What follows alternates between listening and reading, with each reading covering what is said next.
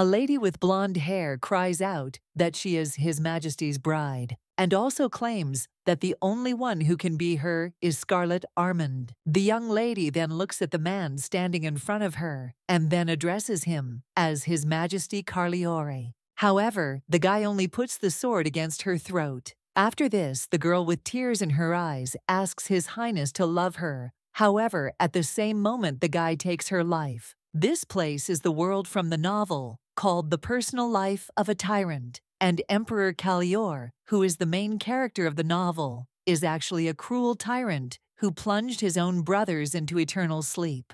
He meets the main character and falls in love with her, after which he becomes very caring and very obedient with her. The advisors kept the tyrant's personal life a secret, and now the main character claims that if in the end the tyrant becomes caring. So what's the point in everything? The girl realizes that she is now 20 years old and seems to have fallen into eternal sleep, just like the real heroine of the novel, because now she is in the body of Scarlet Armand, who is the tyrant's bride. The girl loves him very much and humiliates the main character, and then plunges into eternal sleep at the hands of the tyrant. And that's the whole story. But the blonde then wonders what happened in the middle before Scarlet fell into eternal sleep. However, the girl also realizes with a smile on her face that fortunately she was there before the start of the main storyline, and it seems that she will plunge into eternal sleep as soon as the story begins. Scarlet began to humiliate Shirla when the storyline began, and in order to survive, she cannot be offended. But the girl also thinks how she can deal with the tyrant. After which, she opens the chest of drawers with a notepad and realizes that the tyrant has fallen in love for the first time. And for him, this is a real disaster. The guy is also the youngest ball master and the wisest man of our time. But the girl doesn't understand what's the point if he can't treat others like humans. At this time, the maid comes into the room and wonders if the girl asks why His Majesty is considered the wisest. However, after this, the woman also sighs and says that she is busy, and the main character realizes that she hears everything. The maid then claims that only a few know more than him, and the main character understands that, in other words, it's because he is wise. The girl also understands that she has a very strict family, and he doesn't understand how they could send their daughter to someone like him, because no matter how cruel they were, how could it be possible to enter into an engagement with a tyrant? So now the blonde is wondering if they are her real family. The girl understands that as soon as she was reborn in Scarlet's body, fortunately she retained the girl's memories. And Scarlet remembered that the Duke was very cold towards her. One day the man slapped her in the face, and he claimed that she would sit there until the morning. The young lady then understands that no matter how much he beat her, she was sad, and the man always watched her during important events, but on ordinary days he did not pay any attention, and she only has memories of her family, not as supportive and happy. The girl also thinks that she needs to leave the Duke's family as soon as possible, but she has more urgent matters. After which, the young lady looks at the letter on the table, and he understands that there is still an engagement to the tyrant. The young lady also knows that the Emperor's birthday is in 10 days, and this will be their first meeting as bride and groom, and also a sign that history has begun, the beginning of how Scarlet fell in love with life. But this can most likely be called the moment of her fall. Now the girl looks at another sheet and understands that she needs to remember everything about the tyrant, because she doesn't know what she saw in him and why she fell in love, because she personally would never have liked him. The blonde also understands that the problem is that when the main character appears, she plunges into eternal sleep. Therefore, she needs to run. But if the engagement took place, then it is pointless, and she has no money. Therefore, the girl thinks whether she should directly ask about breaking off the engagement. However, then the outcome will not be the best, and His Highness will only ask if she really wants to insult him, and that's why she's working. But at this rate, Scarlet's remaining memories will become her future. Therefore, the girl thinks that it is better to be sent away than to be plunged into eternal sleep. Well then, the young lady thinks maybe she should get the guy to blow her off. After all, the emperor's engagement is secured by a magical contract, and in order to break it, one of the parties must be immersed in eternal sleep. Otherwise, the consent of both parties is required. Therefore, the girl thinks that it is necessary for the emperor to agree, because it is written in the contract. They need to meet a certain number of times, and no matter how selfish the guy is, he should be submissive. Therefore, now the girl understands that it is possible to make the guy sick of her, and she will pretend to be crazy and also just wait for a breakup. But while the girl is laughing like crazy, someone knocks on the room. It turns out it was the maid, and she heard this laughter. He understands that Miss has been crying and laughing for a long time, so he wonders if everything is okay with her. At this time, the subconscious of the former Scarlet claims that this does not change the fact that His Majesty will be approved by a person. However, the main character just laughs and doesn't understand why she thinks so, because it even makes her want to laugh. The girl also thinks why Scarlet's memories of His Majesty are so good. At this time, the maid turns to Miss and asks if she is okay. Scarlet then replies that yes, and she thinks why she was scared, because it's just Lucy. And recently, this girl is the only one who works for her. The maid at this time claims that the lady will now bring payment, and the main character notes that it's good and understands that if she breaks off the engagement, she will have to leave somewhere. When the young lady goes to the village, the maid will say 100% that if she continues like this, the status of the family will suffer, after which the young lady claims that there will be a banquet in the evening. So why bother getting ready in the middle of the day? The girl also looks at herself in the mirror and says that she thinks this body is very beautiful. The maid comes up behind the mistress and, seeing what she is doing, looks at the dress. The main character then gets scared and even a little ashamed. After which, the girl looks at the dress and also on the fabric from which it is made. The maid asks if the lady wants something more fancy, and the young lady replies that no, and she will wear it. Lucy asks what the mistress is talking about, and the young lady, with a smile on her face, states that she chooses it. The maid asks Miss if she really likes this dress and if it is not too simple, but the young lady replies that it's fine because you can add decorations to it. After which, the maid asks if the lady wants to go to a banquet at the imperial palace in such a simple dress. But a little later, the girl does just that, and someone asks if she has gone crazy. Scarlet also thinks it's a pretty predictable reaction. Well, she is beautiful even when she is modestly dressed, and it seems that Peach suits her, so the girl thinks that they will still see how His Highness copes with this. The young lady also turns to Lucy and asks if she is proud of herself because the girl did a good job. The main character also notices another maid. Then he asks what she's doing because she didn't even say hello. The woman then cries out that she has sinned and asks for forgiveness. Then someone announces that Lady Scarlet has arrived, and one of the maids then asks to be allowed to serve. But when he sees the girl's costume, he is a little surprised, and the main character understands that this is quite simple for a banquet in honor of the emperor's birthday. However, this outfit will start her madness, and the young lady also thinks that maybe the pajamas look so beautiful because she is from a rich family.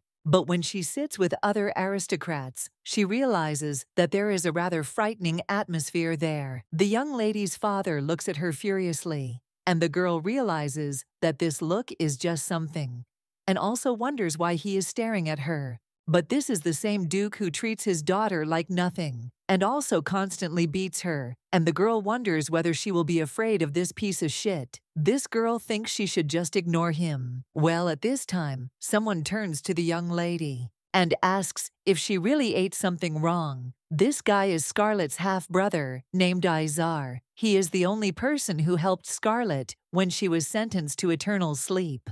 And when the girl almost took her life, the guy found her and saved the girl. Then the main character ended up in her body. When the girl opened her eyes, she looked at her hand and wondered what was wrong with it. After which, the young lady also looked in the other direction. Although the doctor informed her brother that the worst was over and the young lady needed to be closely monitored, The girl then asked who it was. However, the guy then only furiously turned to her. Well, after all, I moderated my ardor after that. Told her to rest for now. After thinking it over, the girl simply took a deep breath and understood that he was probably worried about his sister. Because just think that in her memories, Isar was kind to Scarlet. The main character understands that this is unusual, but maybe she should treat him special. But the girl also thinks why he has such an expression on his face again, because it's scary. After which the young lady asks what it is, and the guy asks a question in response and wonders if she understands her dress. However, the girl interrupts him and asks if it doesn't suit her because she is beautiful in everything. After this, the guy is only surprised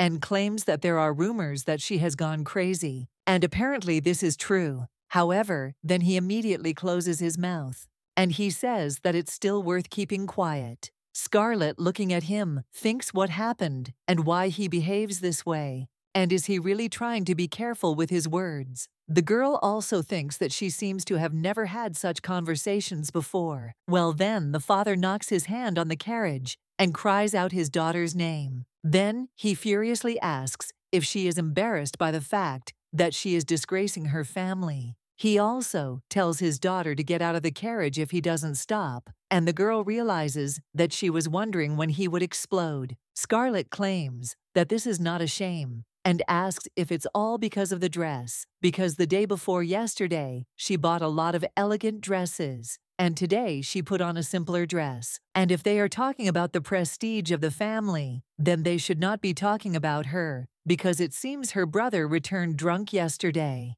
And rumors were already spreading around the capital that he was singing on the street. Therefore, the girl now asks if he really doesn't care about the family's reputation. The main character then thinks how upset he will be and understands that Scarlet has never answered before. But if a man can only talk, then there is no point in contacting her. The young lady then looks at her brother, but he just looks at her in surprise, and the young lady realizes that she thought that he would be angry with her for such a betrayal. However, he seems completely calm. The man turns to Scarlet at this time. However, the young lady's stepmother then tells them both to stop.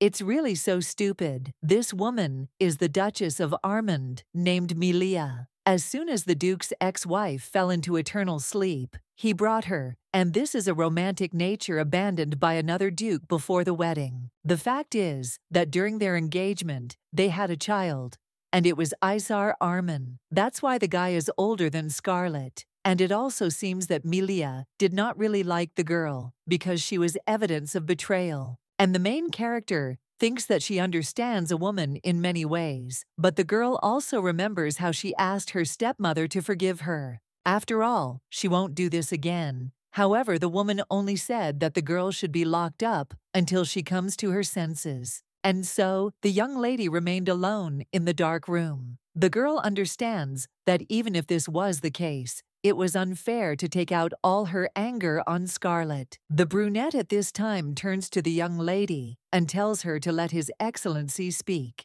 Scarlet agrees. Well, he asks whether the rumors that he drunkenly sang songs in the square are true. After this, the woman only looks menacingly at the young lady, and she thinks that let the woman keep an eye on her son, and then says that rumors say that they come and go, but doesn't this happen every day? After which the young lady also addresses the woman as Madam, and is surprised at something. And Scarlet insists that she should not worry about her if she does not want her to call her mother. Melia then looks away. People understand that it would be nice if the woman called off her marriage, calling her crazy, but this will take time. After which, the young lady also realizes that she needs to sleep before arguing again. And at the same moment, she begins to sniffle, to which the rest of the family members are surprised, because she fell asleep in literally half a second. Isar also looks at his sister in surprise, but then he tries to hold back his laughter, looking at her peaceful face.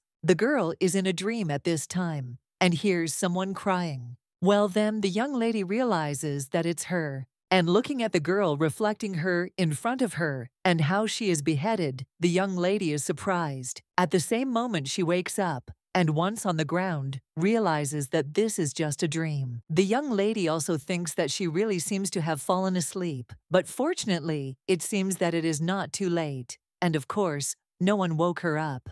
Scarlet also touches her neck and realizes that this dream could mean something. But the girl immediately drives away such thoughts from herself and understands that this is just a dream, so she shouldn't worry because she has something to think about. After which the young lady looks at the luxurious palace in front of her, and he understands that now it's time to meet the tyrant groom. Then the young lady approaches the door, near which there is a guard, and when the guy looks at her all wrapped up, he's a little surprised. However, Scarlet, without losing her dignity, asks if she is late, and then tells him to open the door. However, the guard then replies that he cannot. After all, His Majesty is already there, so he cannot announce the lady's name. The main character then understands that apparently this means that she will have to quietly go through the emergency exit. The girl then replies that she knows it doesn't matter to her, so she's against opening it and understands that she needs to anger His Highness. After which the young lady passes, and he sees all the luxurious furnishings in the palace, and he also thinks how majestic it all is. The girl also understands that the tyrant said that his birthday is more modest than that of the previous emperor, and if it is more modest than what happened before. After which the young lady moves on and wonders where her tyrant fiancé is. But when she heads forward, everyone else looks at her. One of the women asks the other what she found on the girl and why she is dressed like that. And the blonde understands that this was enough to attract attention. Then the young lady notices another guy and realizes that he is quite attractive, after which they wonder if this is the emperor. The young man then looks at the girl, and the main character wonders if she is blonde. But in the book, the emperor is described as silver-haired with violet eyes, and this is definitely not him. After which the young lady turns around and thinks, where the hell is the emperor? But she can't find him because there are so many people there. At this time, the young lady also hears someone telling Lady Fleta to watch. After all, they say that the Armand's daughter has gone crazy. And it seems these are not rumors at all. The main character then thinks that they are quite similar to something, after which he begins to stare at them with might and main. And then he claims that they are like a traffic light. The women then ask one another what a traffic light is. Well, then the lady with green hair claims that the rumors do not lie, because the girl is saying some nonsense. However, the main character then approaches this woman and asks if she wants to plunge into eternal sleep, and also that she should not contact her because she is busy. The blonde also addresses the lady and says that she is talking to herself. Then she runs away and realizes that this girl is morally weak, but now she is so sensitive. But she gets into an argument because Scarlet thinks why they get in her way. The girl also heads further and realizes that there are a lot of people there, and also no one approaches anyone and everyone avoids each other. But the young lady also thinks that maybe it is because of Scarlet's notoriety that she acquired more than a month ago.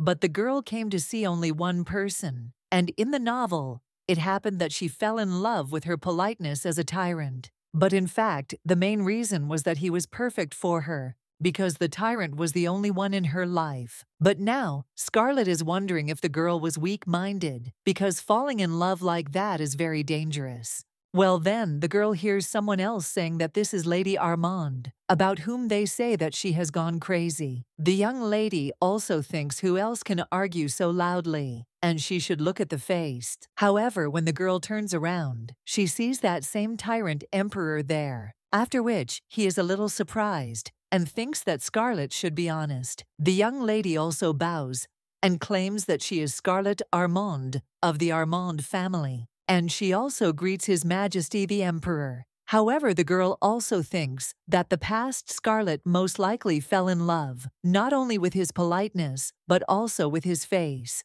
But this is a handsome and young man, and seems smart, and also capable of turning those around him into squids. And the guy is incredibly handsome, but the girl understands that she cannot succumb to his charms. The emperor at this time asks, "What's the matter?" And the young lady understands that she needs to collect her thoughts Well, looking at the guy's face, she thinks, how can a person who has become a tyrant provoke people like that? And it's not for nothing that he became a puppy for his owner. The young lady then hits herself on the cheeks and realizes that she should stop thinking about it because she didn't come there to have fun. Scarlet tells His Majesty that no, and she sees him for the first time, and also cannot help herself because he is beautiful. The girl also asks to be allowed to ask a question, and claims that she heard that His Majesty likes unusual things, and then asks if it is true. The guy claims that if my lady wants to show him something strange, then it's better not to, and the girl understands that he has an expression of indifference. Well, then he claims that she is meeting him for the first time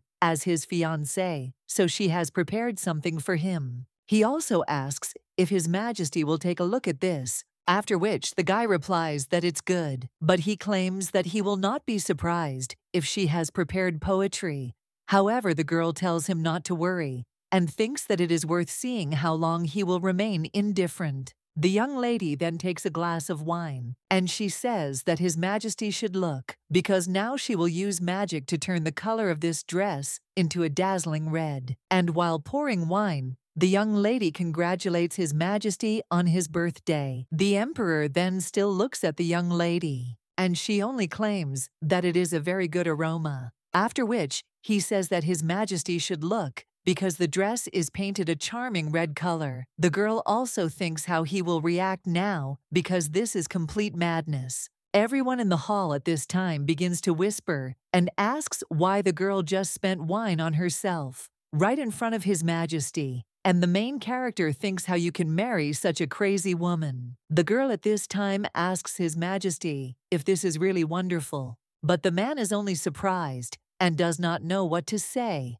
Scarlet understands that just by looking at his expression, she understands that if she succeeds, she will break off their engagement in one fell swoop. The young lady also remembers that before his birthday, Emperor Carlior told Shirla that no one would congratulate him. And in these words, which sounded more like a lie, hidden inner experiences. But the guy also asked that she not congratulate him either. The young lady understands that normally he would like to hear this from the main character, but the girl understands that he most likely would not like it from her. That's why Scarlet has a smile on her face now, congratulates His Majesty on his birthday. Everyone in the hall is then a little surprised and claims that the emperor has such a gloomy expression on his face, and the main character understands that in this way the first impression is completely ruined. The emperor at this time turns to Duke Armand, and he immediately goes to His Majesty. The guy at this time claims that the lady doesn't seem well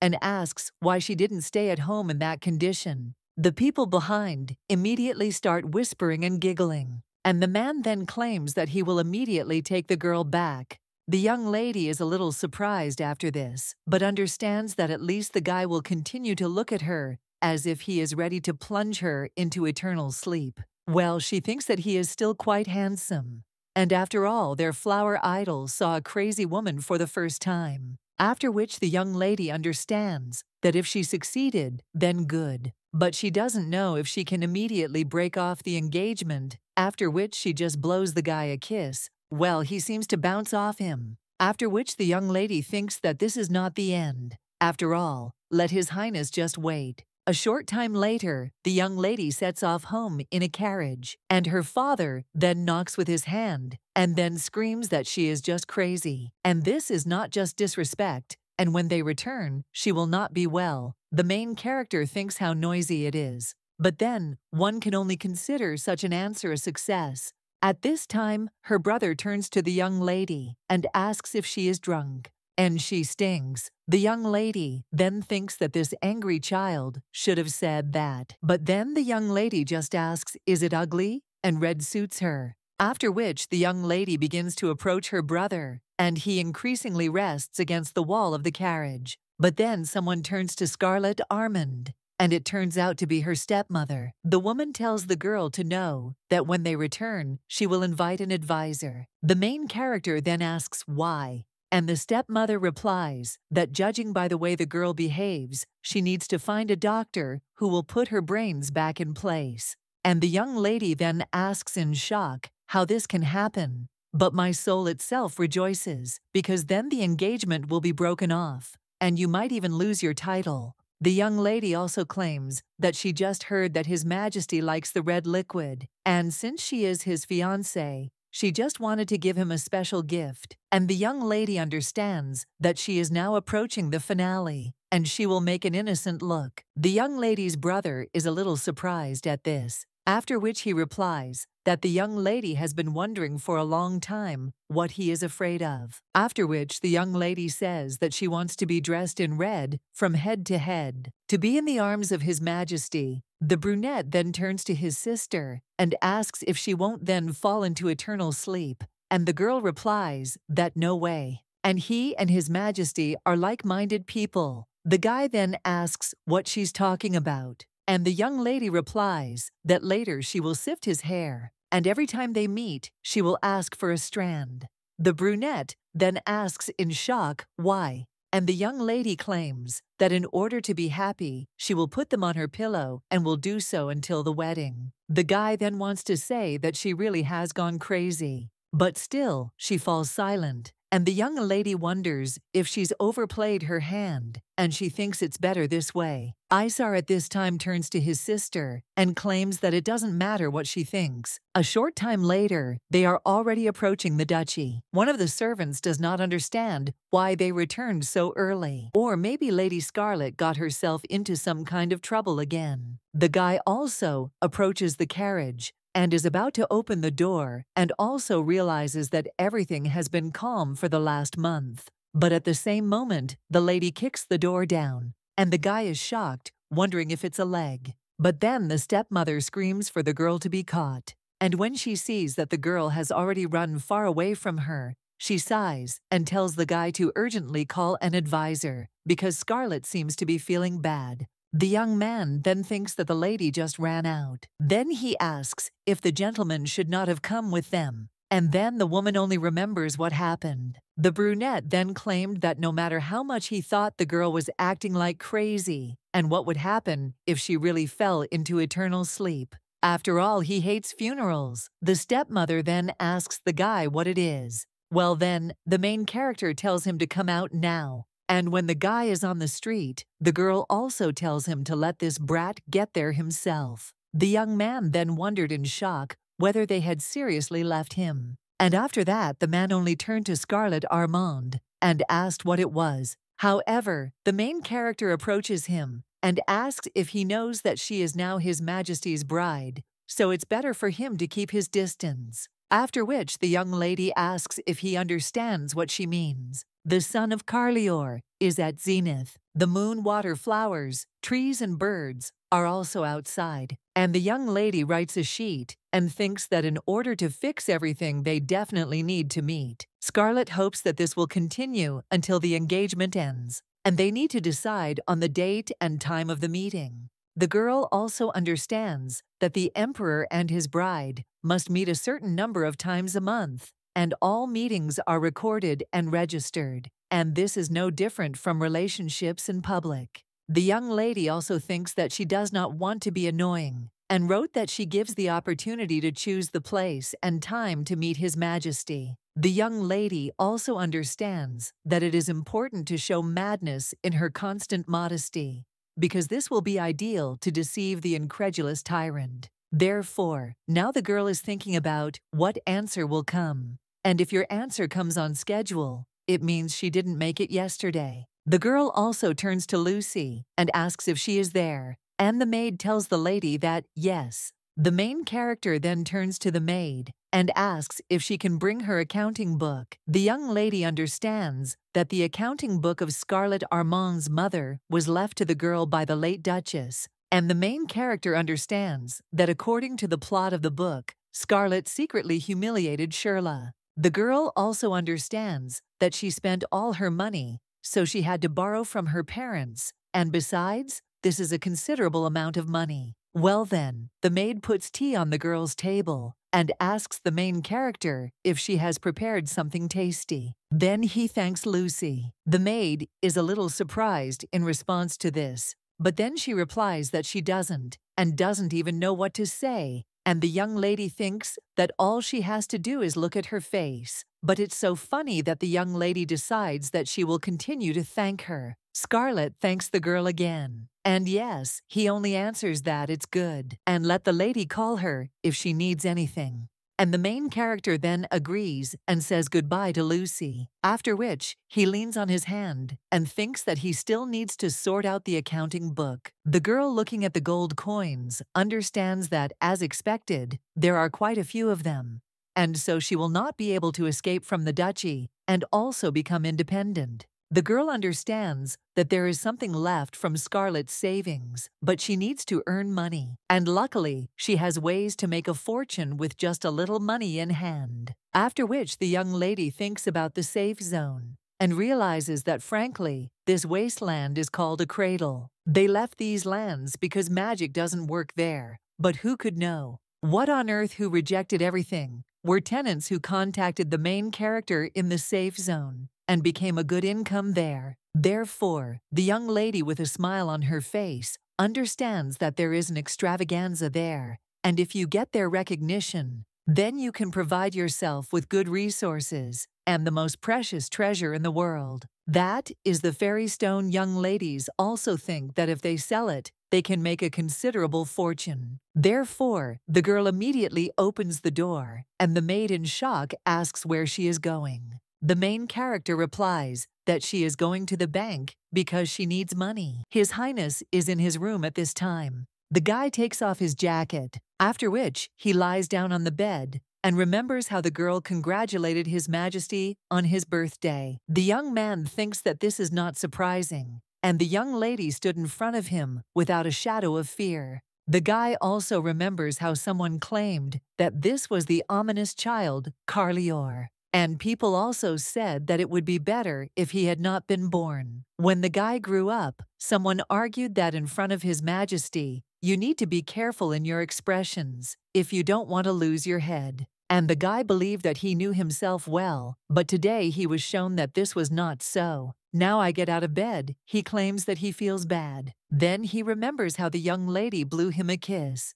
But then he realizes that this is most likely a feeling of dirt. The young man then thinks about Scarlet Armand and understands that the only thing worth considering is the illustrious surname. And even though the girl is a fool, but she is from a noble family whose influence cannot be ignored, so he will maintain the engagement. At this time, one of the servants informs His Highness that they found out everything and came to the conclusion that the Armand's daughter is evil and merciless, and also asks if she is really suitable to become an empress. The guy then looks at the sheet and asks if she is merciless, after which he thinks about this girl and wonders if all this is really true. The guy understands that it is difficult to find out the truth about her because they only studied her behavior in public. And maybe she is crazy enough to be executed, but it seems to him that the girl is not completely crazy, after which the young man thinks whether he should wait and see. A little later, the maid is already addressing Miss and he claims that the answer came from the imperial palace. The main character then, with a smile on her face, claims that it would be great for her to receive a letter about breaking the engagement. But then the young lady in front of her sees the monthly schedule and realizes that the guy sent her his schedule. This means she needs to show him something similar, and he will still feel the pepper of real madness. A short time later, the emperor is already sitting in his office and reading something. Well, then someone knocks on the room and then addresses His Majesty. And he claims that he arrived on his orders, and besides, he needs to report something to him. After which the guy puts a stack of papers on the table and claims that a lot has happened since that morning. His Majesty then asks in what sense, and the servant replies that it won't last long. This guy is Carlitor's advisor, and also Count Clover. The young man with green hair claims that the emperor had breakfast, so it's time to work. The guy also understands that some people work without food and with only 2 hours of sleep. At this time, Carlior thinks that he knows what the guy is driving at. And looking at the crystal ball, he asks if this guy is Count Lumen. The blonde is the intelligence commander of Carlitor's close advisors, and a conversation with Count Lumen means that something bad could happen, but the guy still thinks that this cannot happen. After which, His Majesty only tells the guy to check this information again. The young man with green hair then looks at all this and understands what. This guy looks like he's about to cry. The blonde at this time only claims that his report was interfered with, and the advisor thinks that if this is an investigation about the Arman family, then everything is clear, because their ancestors were the founders of the Carlior and Rizabel families. And also, with heroes standing shoulder to shoulder, their heroic ancestor left the Armans something that even the Tyrant's advisors could not cope with.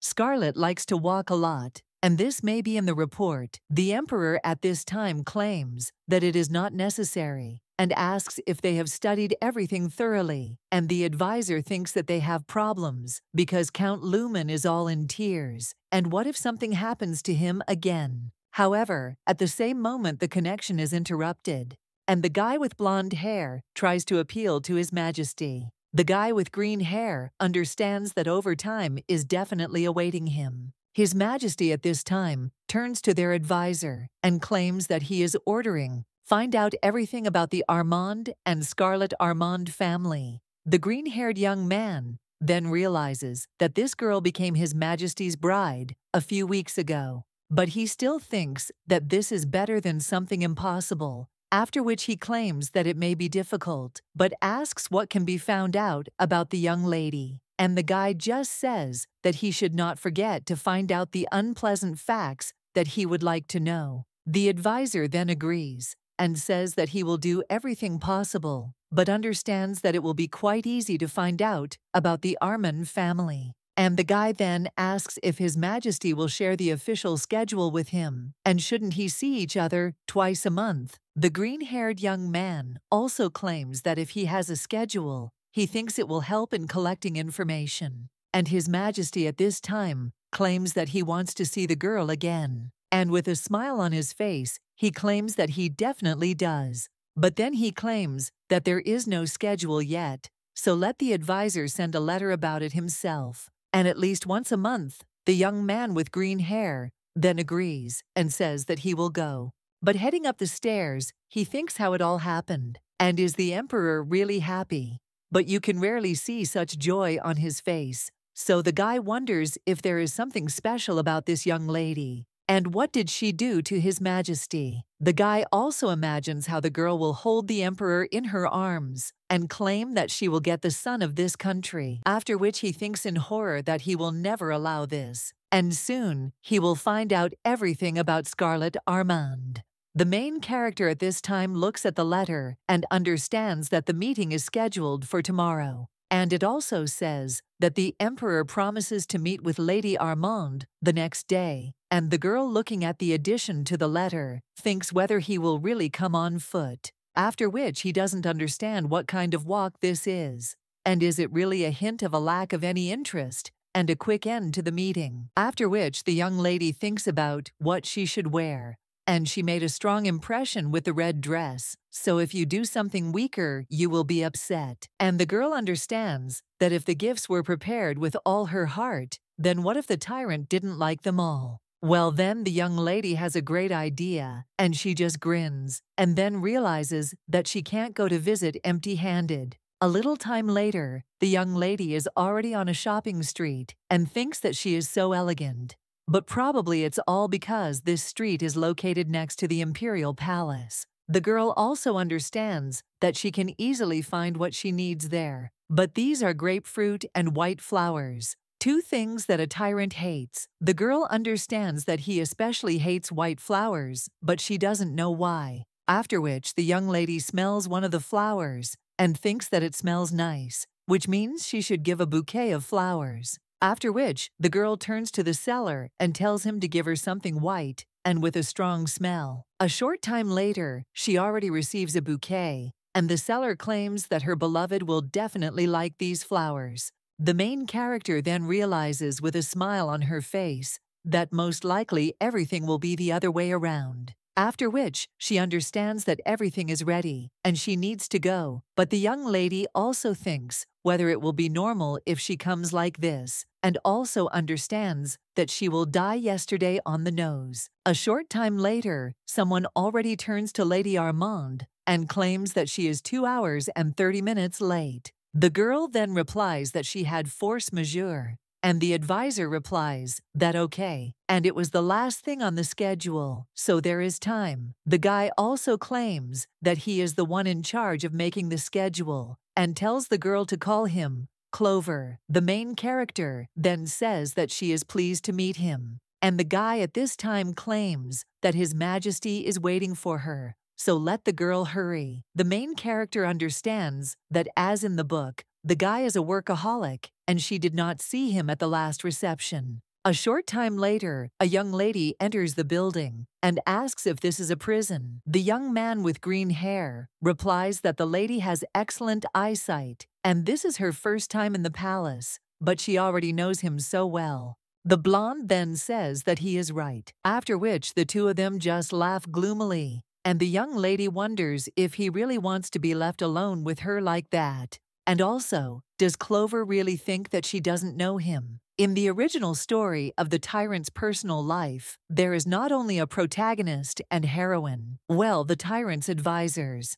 These are observers of his personal life, and they are the only ones who tease him. At this time, the girl approaches the advisor, and he asks what the young lady is doing. Well, the girl just spits in his glasses and says that she urgently needs to meet with His Highness. Then, with a smile on his face, he asks if he is okay. Scarlet understands that the guy seems to have been in a catastrophe, but he only claims that everything is fine. The main character then hands him a rag and wipes his glasses, but he just asks why he is so wary because everything is fine. The young lady also wonders who would speak with such sarcasm when they first met, and after all, the scrap of fabric that I happened to have with me came in very handy. But at this time, someone asks what they are doing, and it turns out to be His Highness, after which he claims that the guy is doing nonsense right under her nose, and they are pulling the tires right in front of him. The main character then turns to His Majesty and bows and says that she is glad to see him.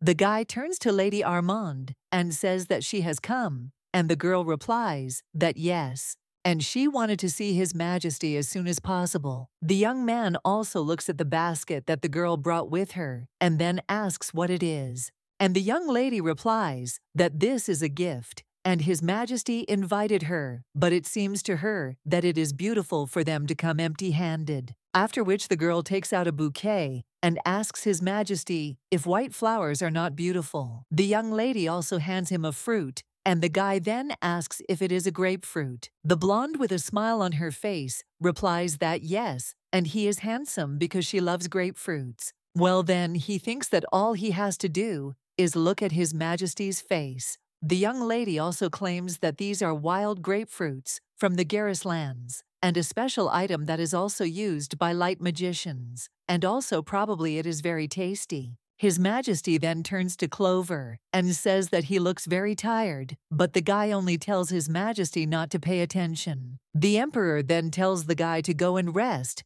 and he will keep the young lady company. The young man with green hair then agrees and then leaves. The Emperor announces that he will give the girl a tour, after which the young lady does not even know what to answer. And when they head up the stairs, the girl realizes that they have been silent since then, and thinks that maybe she should say something. After which the blonde turns to His Majesty and asks why he ordered the lights to be turned off, and then the girl says that this cannot be, and did he really do it, so that alone with His Majesty she would be brighter than before. But the guy says that he is at work, and the young lady asks what he is talking about. And the Emperor replies that yes, he is busy with things that cannot be written down on the schedule. Well then, looking at the main character, he asks what kind of expression she has on her face, but the main character, embarrassed, says that it's hot there, after which the guy just gets angry, and he turns around, and the young lady replies that she is just joking, and asks if he wants her to help him with his work. The guy then, with a smile on his face, asks if the young lady will really help him, and the girl replies that why else would he choose such a time and place. The blonde also asks what is the matter, and asks His Majesty to tell him. The guy then replies that it is, and like the girl said, he invited her on business because he needs to meet and talk with someone. The main character then replies that she is best at talking. However, when the guy opens the door, the girl is a little surprised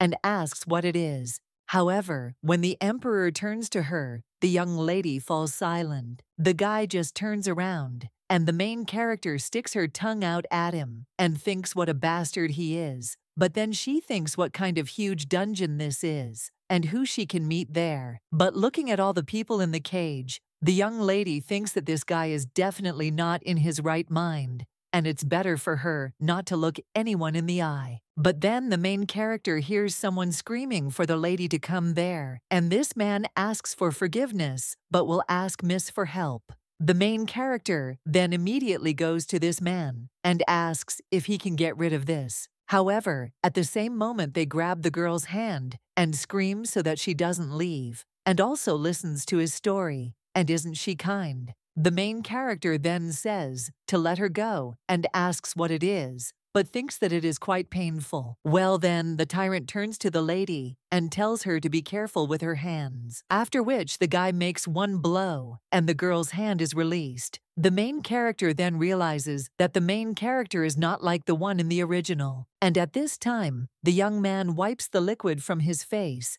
and the main character thinks that he is undoubtedly crazy. The main character also looks at the hand lying on the floor, and His Highness at this time steps on her and claims that the Chancellor will have more work. But then the guy offers to go because it will take a long time, and Scarlet thinks that he is crazy. The Emperor at this time claims that the young lady needs to meet with a man who is very far away, and the main character then agrees, but wonders what kind of meeting this is. And even more so, the girl looks at his satisfied face and wonders whether the tyrant was like that in the book. Scarlet also looks at the spoiled grapefruits and thinks that even before meeting the main character, he didn't seem normal, and the young lady thinks she should give him a slap on the head, after which the girl is already taking aim, but the Emperor tells her to wait, and the young lady thinks what he is doing, and also whether he is reading minds. When the Emperor turns around, the girl begins to do exercises and claims that it is useful to warm up when walking for a long time. And at this time, someone claims that there are two paths, and this is their most likely length, and one of them is approaching. It turns out to be a sweet old lady, and claims that Cece told her so.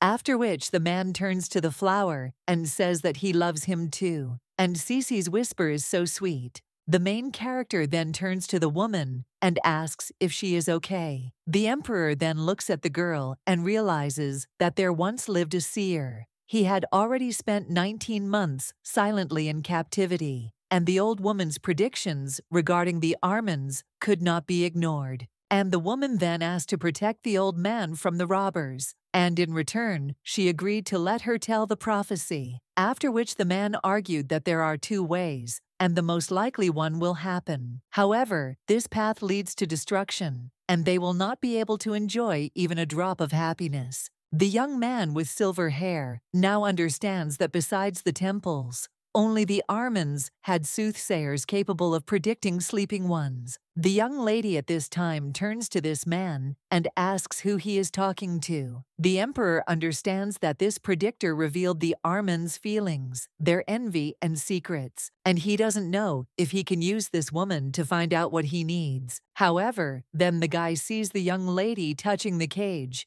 and claims that this is a criminal who is pretending to be crazy, so it is better to get close. However, the main character only asks if these are really fairies, and the woman then asks why the girl doesn't believe in them. Hey, fairies are visible only to those who have a pure heart. The main character then gets up and asks if this is really so, after which she hugs His Majesty by the hand and claims that she has always had a soft spot for him. and cannot resist. The woman then comes into shock and asks if the girl said about His Majesty. And the young lady notes that, yes, and they are together, after which she thinks that all she has to do is look at the expression on the guy's face. The emperor at this time turns to the young lady and says that now. However, at the same moment someone reaches out to her and says that the girl has exceptional taste. But at the same moment the emperor presents a sword to this woman and claims that this woman is only a criminal who plays with the minds of people, so it is better not to trust her.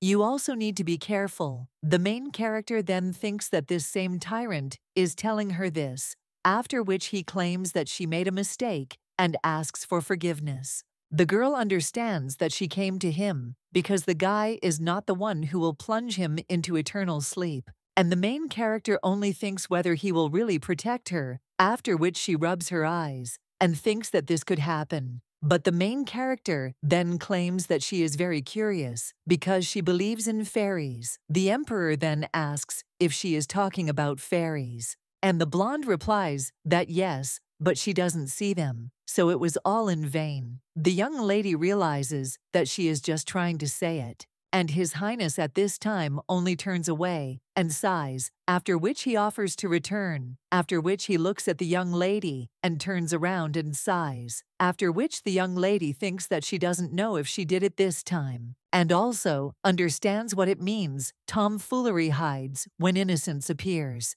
Scarlet thinks that in addition to the usual madness, you need to pay attention to the lack of a sense of reality, and the main character thinks that you can go crazy because the guy ignored her, and this is a real disaster. But the emperor then turns to the lady and then extends his hand. The main character doesn't understand why it's him, but he still holds out his own, and the emperor grabs it and attracts you to yourself. And when the young lady looks in front of her, she sees a woman with blonde hair and then asks if they were supposed to meet her. The guy replies that yes, everything is fine, so let the girl ask about anything, and the young lady just wonder who it is. The guy in response to this just smiles and claims that even if this woman falls into eternal sleep, then looking at one of the Armands, the lady with silver hair, is only silent at this time, but then turns to His Majesty and asks how he is. The emperor replies that everything is fine, and he and Fran haven't seen each other for a long time. The woman then answers His Majesty that yes, and the emperor then turns to the food and tells her to ask her something. Well, the main character only looks at the woman in shock and realizes that this is the real eye of the seer. The woman at this time turns to the young lady and says that it is far away, but she sees everything. The main character then realizes that she is starting to feel dizzy, and the seer only says that she has to make her choice, and the changes have already begun. The woman also tells the pitiful man that what was fixed was once broken, after which the seer says that let her be blessed, and the main character is already seeing hallucinations. Well then, the emperor suddenly pulls her away and tells them to stop. The woman at this time just looks at the guy and replies that this is true, and the main character then turns to the emperor and asks if he can let go of her hand. The guy does, so after which the young lady loses her balance and almost falls. The girl also asks what she should do if he suddenly lets her go. The guy asks if she really has no reflex. The woman just laughs after that. A short time later, the emperor is already sitting at his table, and at this time, a young man with green hair approaches him and asks if His Majesty is there, because the lady has just gone home. Well, the emperor only answers that it's good, and the advisor then turns to His Majesty and asks what happened in the dungeon and whether Fran accidentally spoke. The guy then answers that yes, and the young man with green hair asks if this is true, and what the hell. And the emperor at this time claims that Lady Armand asked to convey that she asks for forgiveness, and that the advisor should not hold a grudge against her. The guy also remembers how the young lady insisted that everything was fine, and he just told her not to pretend that everything was fine. And he also said that even if this is a prophecy, it is only a probability, so there is no need to cling to it so much. However, the main character after that only ran her hand over the flowers, and with a smile on her face, insisted that they were all really in order because she wouldn't even pay attention to her words. And no matter what she did, she needed to live for today. The girl also claimed that if she is happy today, then everything is fine, and this is her theory. And the main character said that she was very happy today. The young man with green hair at that time heard everything that happened in the dungeon and says that Fran is talking nonsense. And besides, he asks what it means that what was fixed was ever broken, because this is another vague prophecy. But then he also turns to the emperor and asks if the young lady is okay. His Majesty replies that everything will be fine with her. The emperor then remembers the young lady who seems to be crazy about superstitions and thinks that at least it's not so boring. After which the emperor smiles and claims that it was not bad.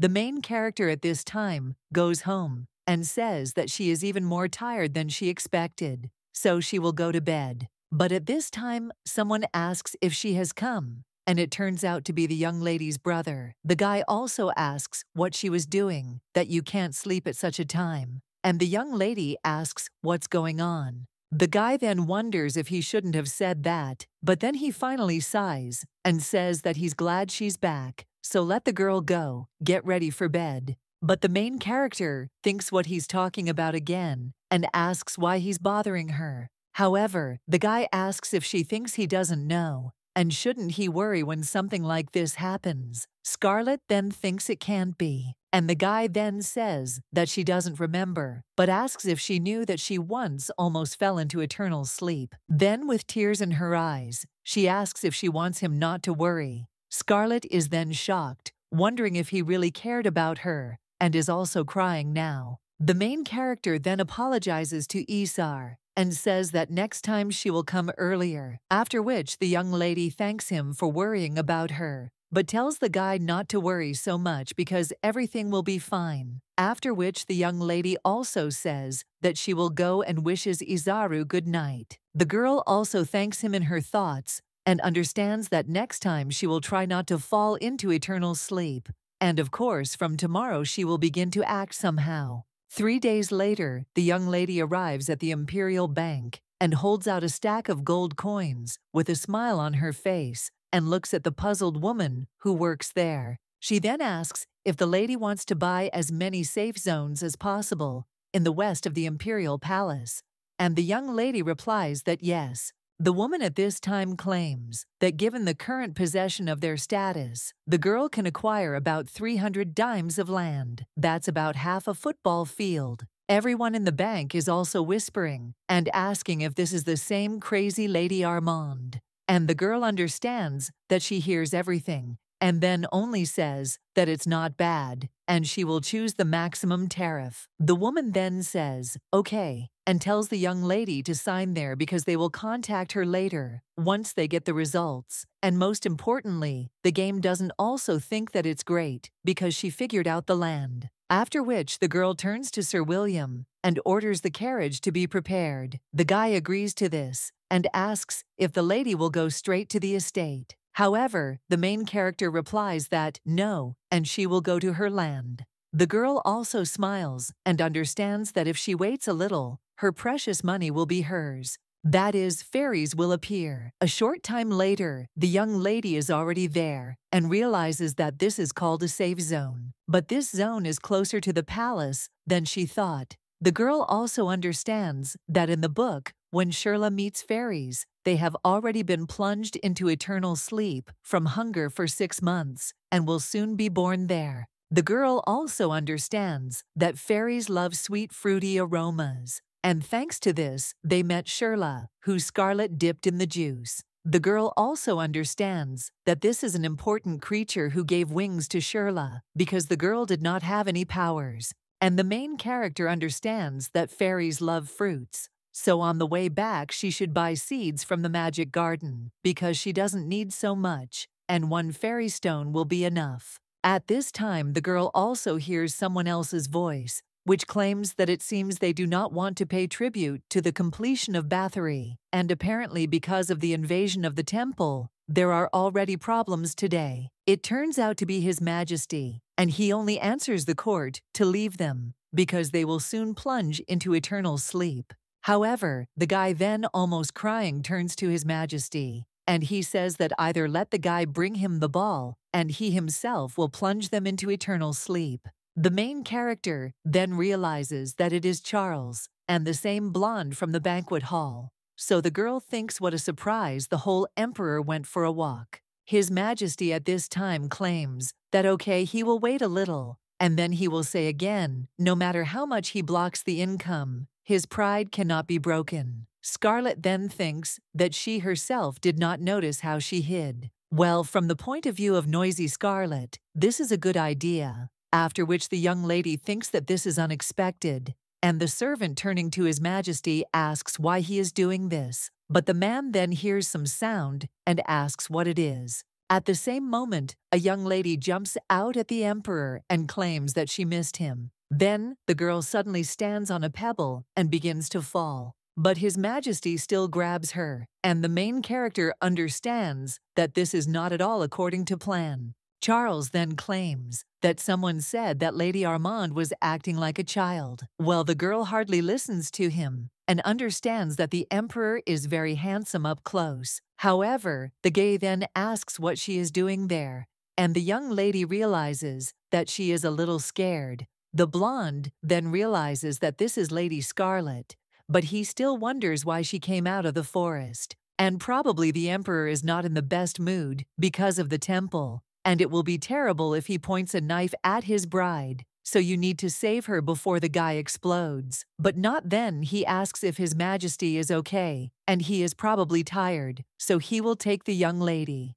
However, the emperor ignores the guy and only asks the girl if she was hurt. The young lady replies that yes, she hurt her heart too, and His Majesty asks how she hurt her heart even though she didn't even fall. The blonde watches all this in surprise and realizes that although it seems that His Majesty is disgusted, it seems that he does not hate her so much that he does not touch her. And the main character at this time says that His Majesty is so handsome that he touched her heart with his face, and the emperor replies that she is talking nonsense.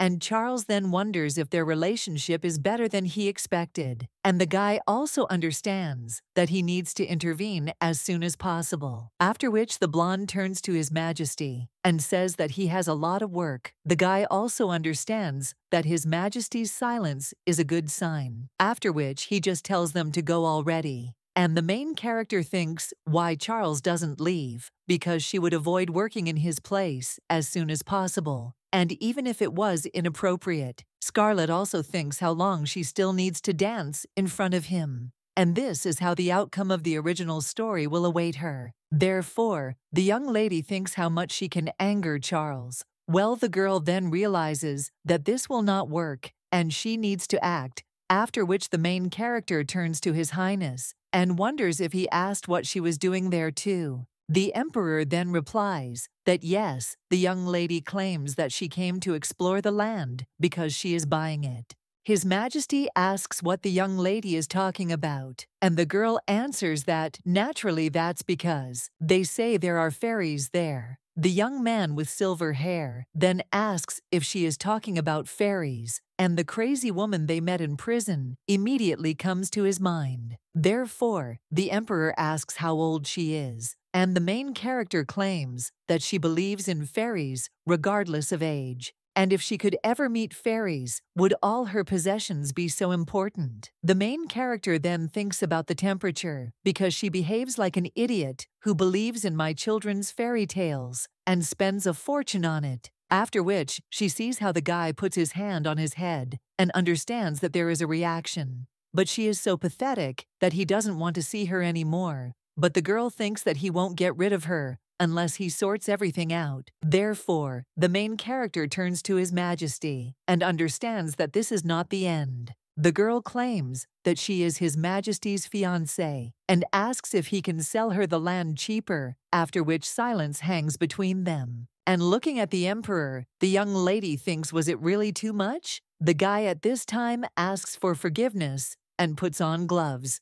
The main character then thinks, why is he doing this? And does he really want to hit her? Why do you just close your eyes? Well, the guy just takes a leaf from her hair and then claims that the young lady is not afraid of him, and he will think about her request. Scarlet is then a little surprised and thanks him, and the emperor claims that it is already late and it is time to return, after which the main character tells His Majesty to be careful. A short time later, the girl is already in her bed and wonders why she didn't just say a polite goodbye instead of telling him to be careful. But the young lady also thinks that he is really very handsome, so she doesn't understand if it's some kind of rule that a villain should be handsome, because technically he's still the same. But that's because there wasn't a banquet hall there, and she met him in the forest. The main character then thinks that this is not so, and all this is not because of the situation, because the reason is completely different, and the girl is thinking about how to tell her this.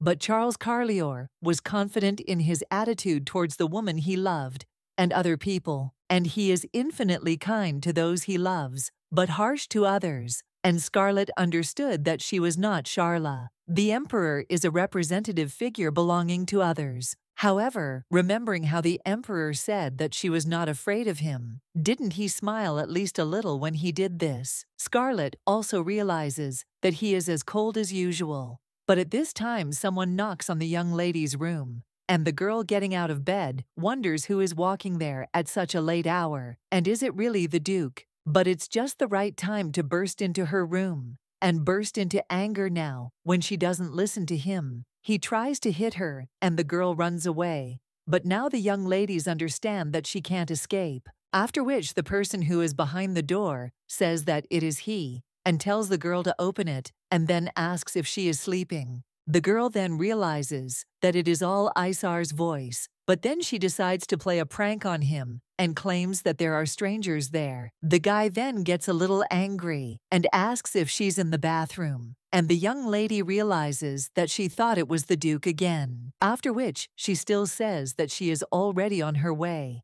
But then she thinks a little and does not understand that she wonders what he is doing there at such a time. And a sheet came with the Duke, after which the young ladies claim that she will not open it, and also asks if he wants to enter the girl's bedroom late at night, but she is very upset. Isar then asks what she is talking about. Scarlet claims that he is also talking to her in his commanding tone, and the guy claims that he came to say something about this. Let her open the door, the young lady. Then thinks that he'd better leave anyway, because they never even spoke to him in a friendly manner. After which the girl asks, what if she is not dressed? And the guy screams that this is madness. The main character tells him to speak more quietly. After all, if they quarrel with him, then he knows what the Duchess will do to her, so let him speak from there. The young man then sighs and says that he understands, after which he agrees. But then he leans against the door and claims that today he wanted to tell her that everything will be fine, so let her sleep soundly. The young lady then thinks what he is talking about, and is he really worried about her, and is also afraid that she will not fall asleep, because she is afraid of the Duke. Scarlet then opens the door, and the guy is a little surprised by this. However, the main character then only asks if he is sick. And after a few conversations, they are already wishing each other sweet dreams. And unexpectedly that night, the Duke did not call Scarlet. The main character was thinking about how to get him into trouble just in case, and was wondering whether it would be better to give earthly flowers, which would make him bald, or a spider bred by the Tower of Magicians, because she feels guilty before Isar. Meanwhile, Scarlet's fiancé was thinking about her fearlessness towards him. But even before the notorious emperor, she did not flinch. One day, someone claimed that His Highness was born under an unlucky star, and if everything was left, as it was, the imperial family and the entire empire would be destroyed. The prediction was groundless, but no one could deny it. Until then, the power of the temple was enormous, and the priest argued that for the prosperity and eternal existence of the empire, it was the fate of the prince to plunge into eternal sleep and need to get rid of the consequences. When everyone believed in the prophecy and rejected the prince, he took up a sword to survive. The guy plunged into eternal sleep, and it was difficult to call him a person. But all he had left was the title of Tyrant. Scarlet Armand was special to him. After all, the girl considered him different and easily communicated with him. But if she had heard this, she would not have agreed. But Charles felt that she was not afraid of him. Then the emperor looks at the paper with the lands on the table and remembers the young lady who asked him to sell her the land cheaper. The guy also doesn't understand whether she was scared or embarrassed, but this is the land of fairies, and if he refuses her, the girl will definitely get angry. And that's probably why he thinks that the young lady might still think it's worth trying something. The next day, someone comes to the main character and claims that this document was published in the Empire, and it contains information about the transfer of the safe zone. Therefore, have the young lady read and sign all of this carefully. This turns out to be Charles's undercover advisor, and the main character thanks him. After which, she thinks how much she wants to take, but when she looks at the document, she is a little surprised and thinks why the prices are the same. The girl also asks me if the landowner told her anything else, and the young man with red hair asks if there are any problems with the documents. Scarlet replies that no one understands, but it seems he wanted to use the contract as an excuse for the meeting. The advisor at this time claims that His Majesty the Emperor did not say anything more, but if the girl wants, she can ask for an audience, and now he will look at the schedule. The young lady then crumples the document and then realizes that Charles said he would think about it. Therefore, the girl turns to the young man with red hair and asks if he is flirting with her. The guy is surprised at this, and the maid spills the tea. The guy then thinks whether the girl is sure that she is not upset, after which he turns to the young lady and thinks, what should he say to His Majesty? Because the man said that the guy should remember everything that the young lady says. The girl only claims with a smile on her face that she got carried away and then asks Togo to forget. And the guy thinks that the young lady is much stranger than they say about her, after which he hands over the document and claims that then they should sign the papers. The guy at this time thinks that he cannot believe that his lord is really dating the young lady, after which he just turns away from the girl, and the main character wonders if he's playing hard to get. But in front of him now sits the love of His Majesty. The main character then signs and asks if this is all about the guy, and replies that yes, and after confirmation by the imperial family, the process will be completed. The girl then hopes that this will be the case, and then they say goodbye. The maid then turns to the miss and asks whether to set the table, and the main character replies that no, and let them prepare the carriage. Lucy then asks where the lady came from, and the girl replies that she is going to the bank because she wants to take another look at the acquired land, after which the maid answers well and claims that everything will be prepared now. A little time later, the main character is already riding in a carriage and eating a tasty treat, and also understands that this will calm her down because she trusts Charles too much and of course thought that she would buy the land at half price. But isn't this misleading? After all, the tyrant said that he thought about it, but the girl understands that she needs to think positively and thinks how she could get angry when she asked for a discount. But she had never worked in a magic garden before. The young lady also thinks, why doesn't she go today? And then thinks that the weather is beautiful today and asks how much longer to go. And the bunch answers that they are almost there. The main character then thinks that she should look and looks for this magical garden. But when the girl looks at the map, she thinks, is it really wrong? But she is already really going crazy. But suddenly, someone addresses the girl, after which the blonde turns around and wonders if it's a woman's voice, after which a woman comes up to her and asks if she is lost. But they say that the girl is out of her mind, but she seems to have problems with her head. But last time she was so amazed that she passed by. But not this time. The main character then looks at this woman and he thinks who it is, the lady with green hair. At this time asks if the girl dared to threaten her, because how could she say she's tired of living in such a crowded place? Because it's so rude. Scarlet then asks if she threatened, but then still remembers how she told the girl if she was tired of living. and then remembering her past life, she asks if she is the green-haired lady from the prom. The girl then gets a little scared and claims that her hair is not green, but golden green. And most importantly, she replies to the heroine that it is clear, but claims that she is not interested. Then he says that if the golden green-haired lady is finished, then she will go. However, the woman then tells her to wait and claims her name is Peridot Fleta. Well, when the main character turns around, the girl asks if she's listening to her at all. After which, she turns to the lady with green hair and claims that she will ask just in case, and then wonder if the girl is trying to make friends with her. And she will be glad if this is not so, because the young lady is not the type of person whom she likes as friends or anyone else. The lady with green hair then shakes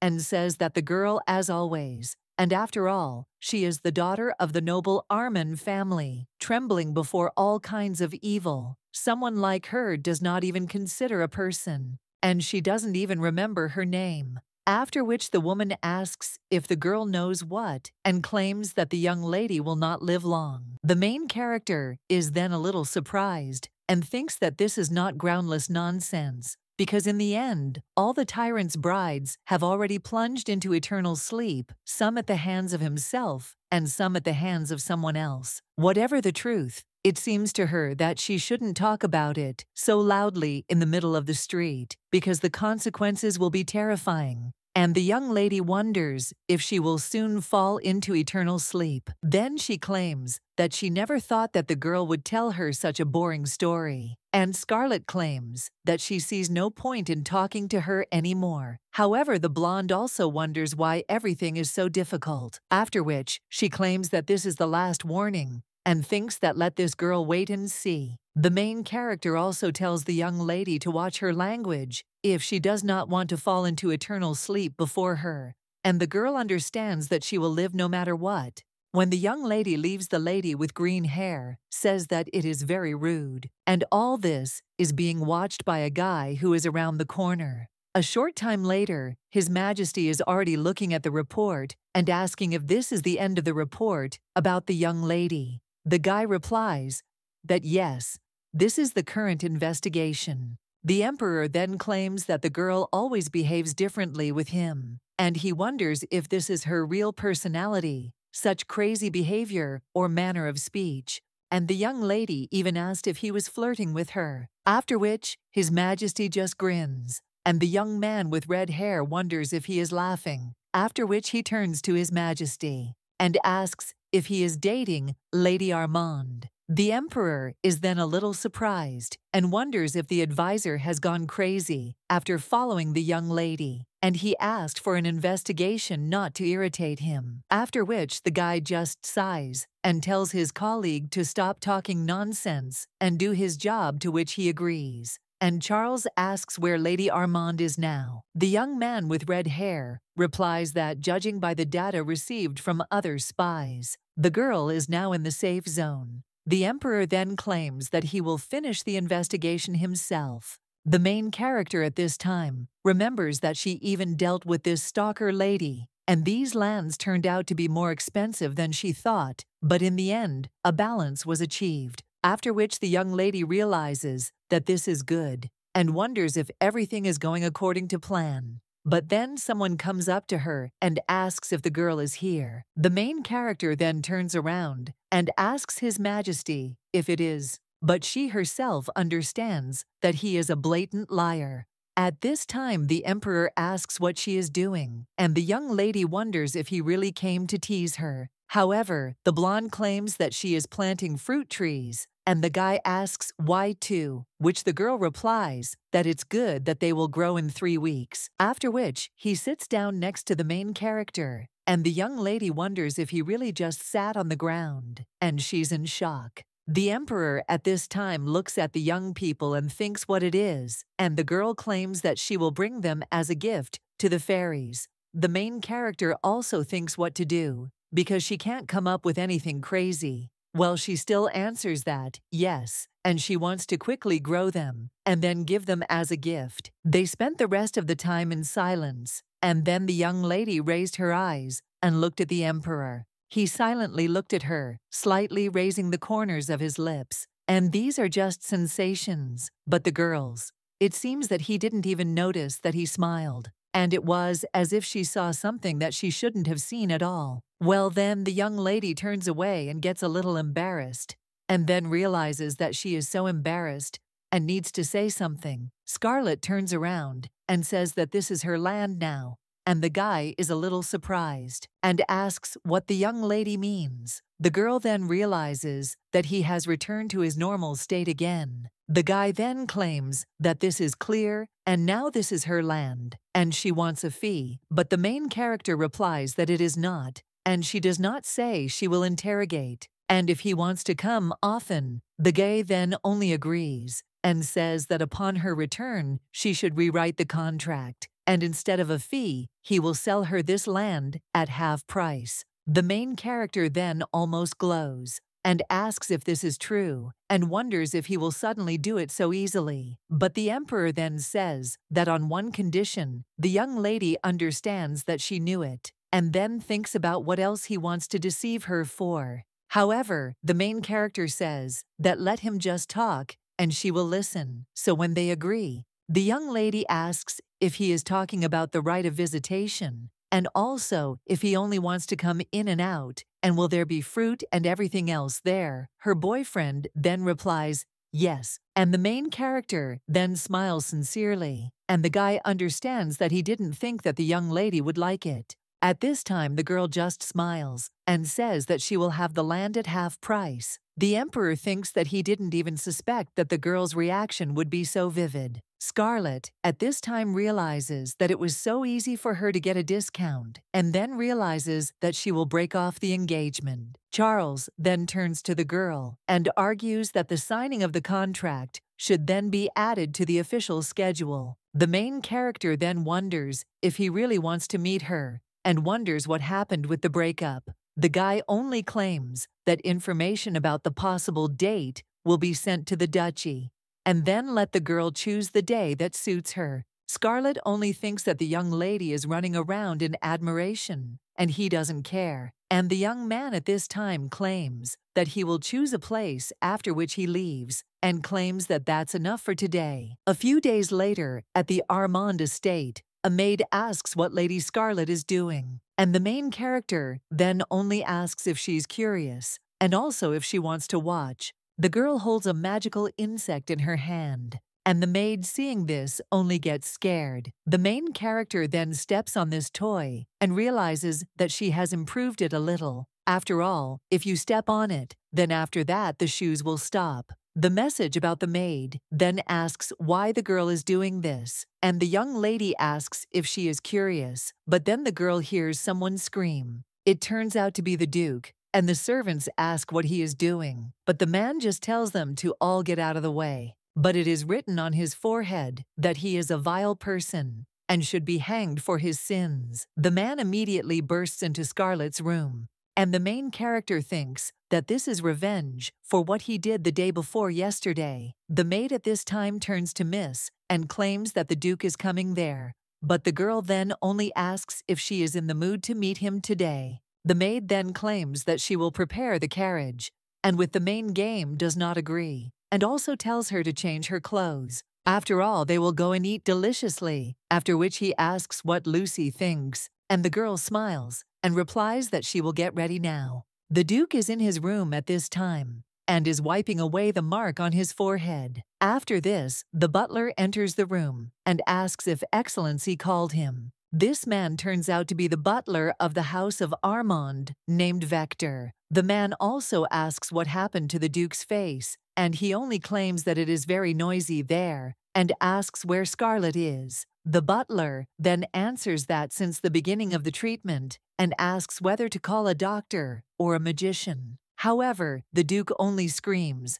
asking who he is teaching, and let the guy immediately find her and also bring her to him, because today he will deal with this idiot, after which he also asks what is he worth, because it feels like he is going deaf with age, and the butler is a useless old man. The butler understands that a couple of years ago, he could not even imagine something like this, And after all, the current Duke Armand, who is the younger brother of the past, Duke Aaron Armand, Aron Arman, was the first heir of his family, and he was loved by everyone. Many soothsayers said that he would bring prosperity to the family, which was in decline, and the grumpy old men could not help but bow to him. Even when the guy fell in love with a simple girl, no one interfered with their love, and his life was ideal. But it did not last long, and he suspiciously fell into eternal sleep at the age of 22, and also left his beloved alone. She became the first duchess because the baron preferred her to Duchess Melia,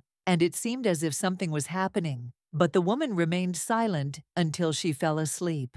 And now, the Duke once again screams for the butler to bring this girl right away, after which the man agrees and understands that His Excellency the Baron has recently become more and more despotic. But in her youth, the lady suffered a lot, and the man thinks how many times a month this is. A short time later, the main character turns to the butler and asks if the Duke really broke his glasses again. The butler is then a little surprised and says that the lady cannot be there because His Excellency will be very angry. And the main character replies that she is already leaving anyway and will go to the city. However, the butler replies that she is not allowed. The girl claims that it is not free, and she has an offer in return. After which, the young lady approaches the butler's ear and claims that she will help him if he wants to tease the Duke. And she also asks the butler not to tell anything about the Duke himself, after which he agrees.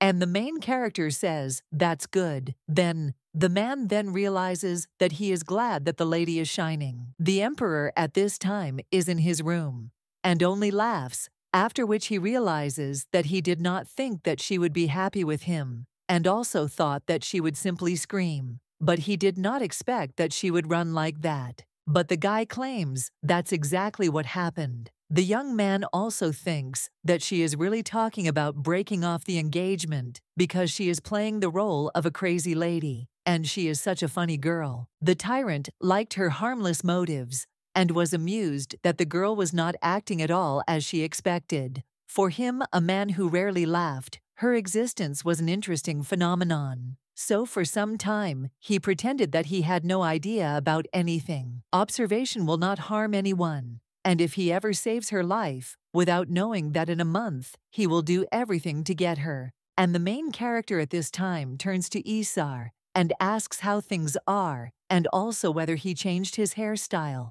And he began to look like a noble person, and also she didn't even recognize him. The main character realizes that her brother is dressed differently, and at this time the young man asks why she just came out. Now, the girl claims that she slept for a long time, and then asks where the Duke and Duchess are, and also wonders if they are ready to receive guests. The girl understands that the estate was elaborately decorated, and today is one of the main days in the duchy. This is the day of dinner with the elders. They say that when important guests come to the duchy, the whole family gathers at the table, even if the guest himself has not arrived. The brunette at this time asks why the girl listened to the Duke, and the young lady asks what he was talking about, but understands that if more details are given, this is to show the harmony and health of the family. But as Isar said, she did not want to take part in this on the orders of the Duke.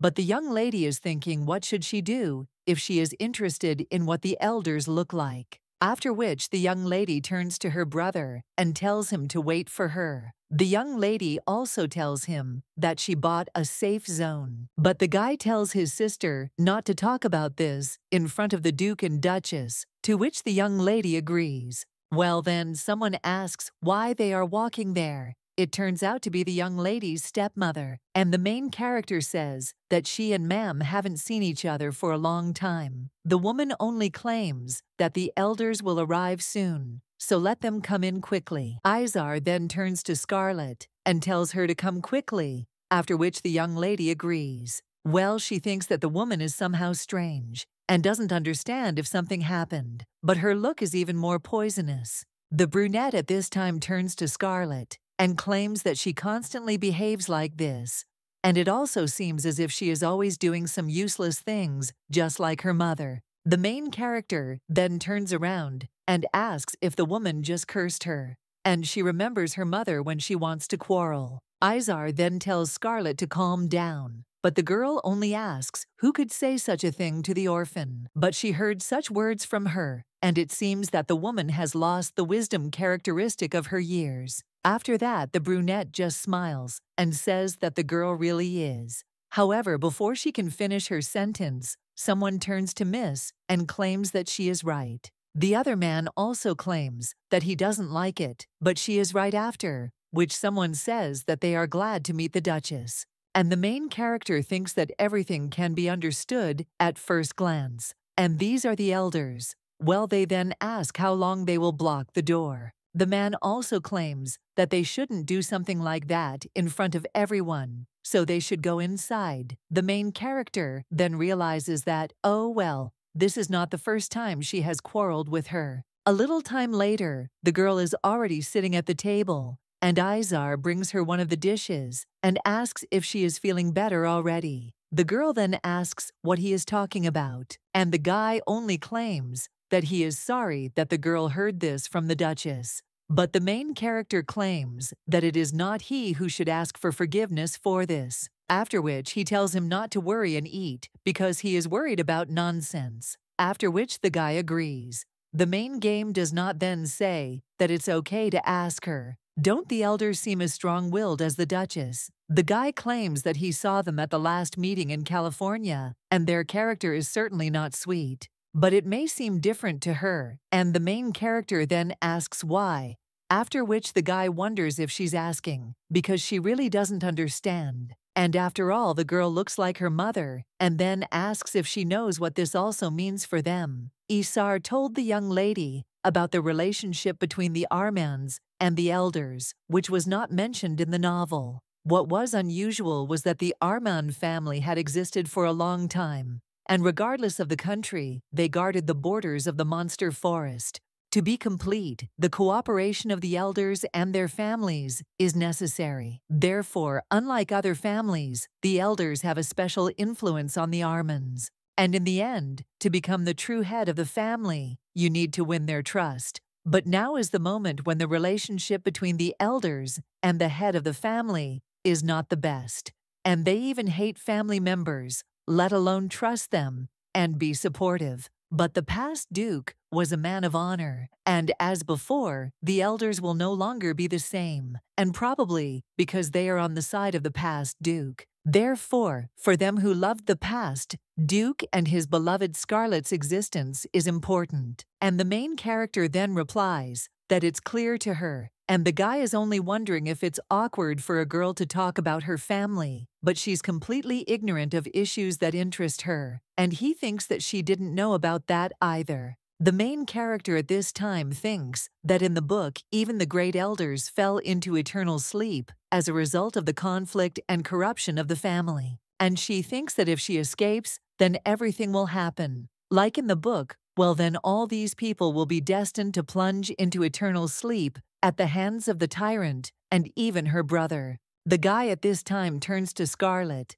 and asks if she's really okay. The girl answers and asks what they were talking about, and the guy tells her to come to her senses because after dinner they will be invited to California. The main character then realizes that the others have nothing to do with her, and she doesn't have to be responsible for them at all. The guy at this time just puts his hand on the young lady's hand and claims that since all the elders are there, let her not show herself in a bad light. The main character then asks what's wrong with his hand, and the guy asks what kind of hand it is, and then looks at how he put his hand on the young lady's hand. And he immediately takes her away, after which with a blush, he claims that he didn't even notice, and just suddenly she began to look so amazed and worried. The main character then replies that she is clear, and this time she will believe him, but then asks what happened to his face. After this, Isar only tells her not to look at him like an idiot, and the young lady understands that there must be a way to save Isar.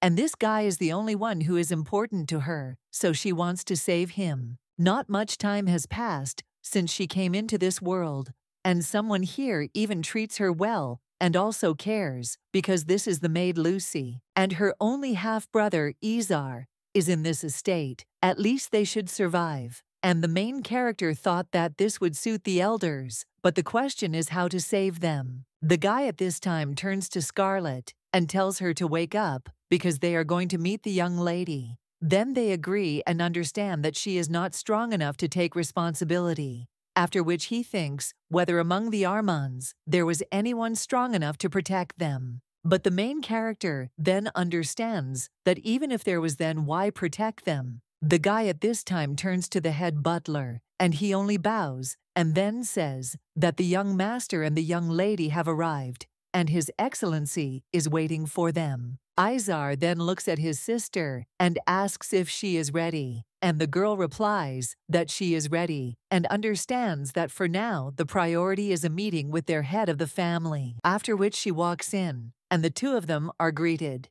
The Duke then asks why they got up and let them pass, and also sit down. Izar obeys His Excellency the Duke, and the main character only remains silent, after which she sees the glances of the elder and wonders why she didn't think about this, because Scarlet had elders. And now the young lady understands that she has found how to save Izar and Lucy. Now the money that Scarlet spent on humiliating Shirla she received from the elders. And the girl thinks why they gave her money that was spent on harming others. And the reason is simple. After all, it is that they had a soft spot for Scarlet's mother, and her daughter had no choice but to become weak. Well, no matter how close she was to Scarlet's mother, even the elders who gave her the debt money had to convince everyone that anyone associated with black magic should be executed. Therefore, the main character understands that this time she will not take money from the elders. At this time, someone announces that they will begin a meeting of the heads of the Arman family, and the main character understands that instead of Togo, they will owe her. The Duke is then asked if they are asking for money. One of the elders then claims that, to be honest, this is not only for the sake of his family, and he understands that if the fence of the Forest of Monsters is destroyed, then the entire continent will be under threat. But Hertz only answers that yes, and says that they want him to pay for the poisonous mushrooms, or something like that. One of the elders then says that this is not a poisonous mushroom, but plants that have a striking effect on monsters. The woman then screams that if this continues, the head of the family will not be able to escape responsibility.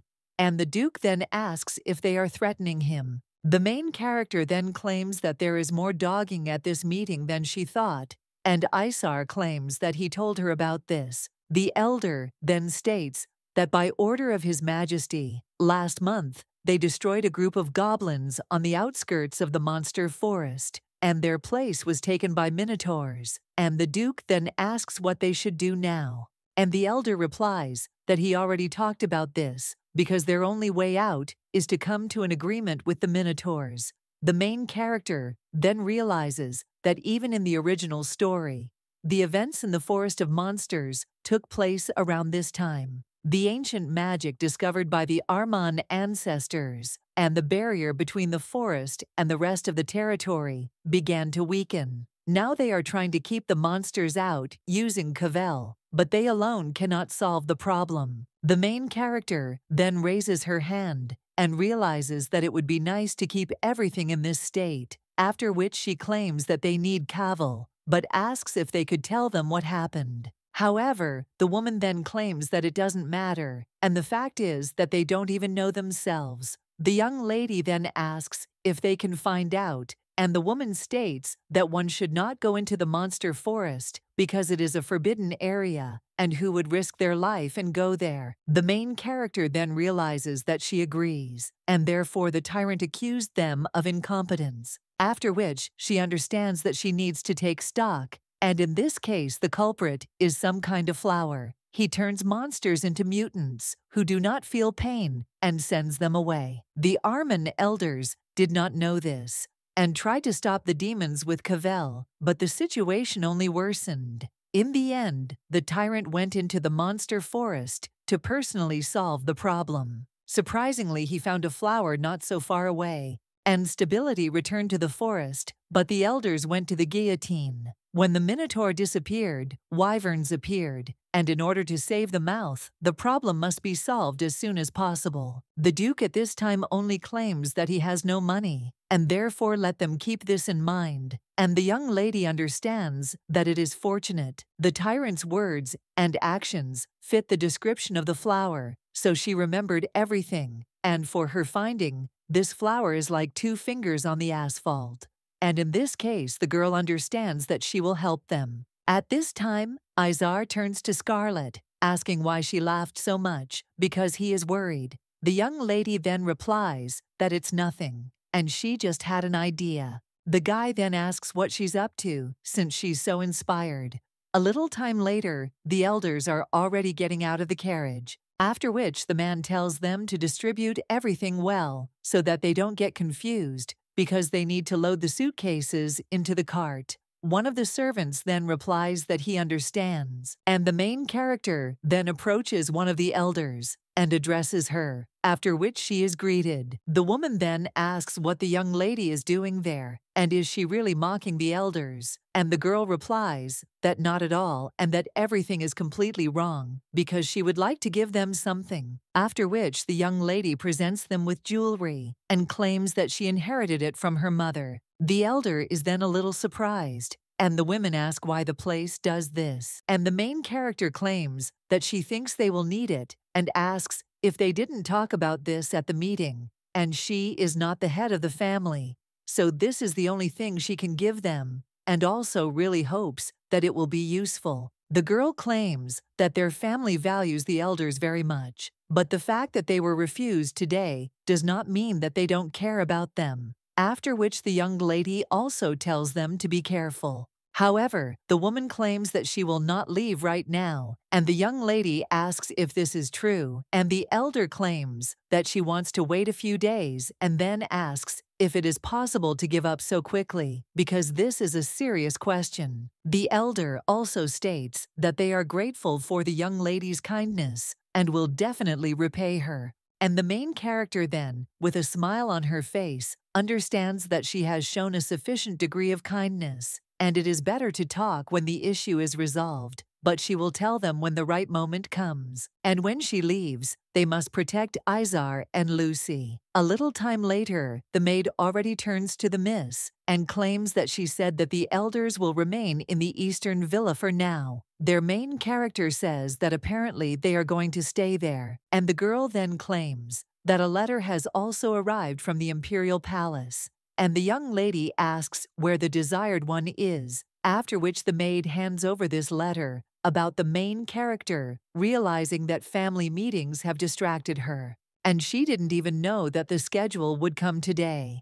After which the main character looks there and realizes that His Majesty is busy with government affairs, and the next one is on the schedule. The girl is a little surprised to read that there is a request written there to respond as soon as possible, and the young lady wonders if he is serious because she thought it was a breakup letter, after which the young lady wonders if he has gone crazy. But as she thought this vile tyrant cannot be relied upon, then the young lady realizes that she too must change strategy. The girl then turns to Lucy and tells her to bring her some walking clothes, and the maid then asks what the lady wants, and the young lady claims that she wants the most elegant, but not without nobility, and also a beautiful color. Lucy then thinks that the mistress most likely wants her to prepare a dress for her, after which she claims that it's good, and she will prepare it for her tomorrow. Well, okay, the game doesn't answer that, she doesn't,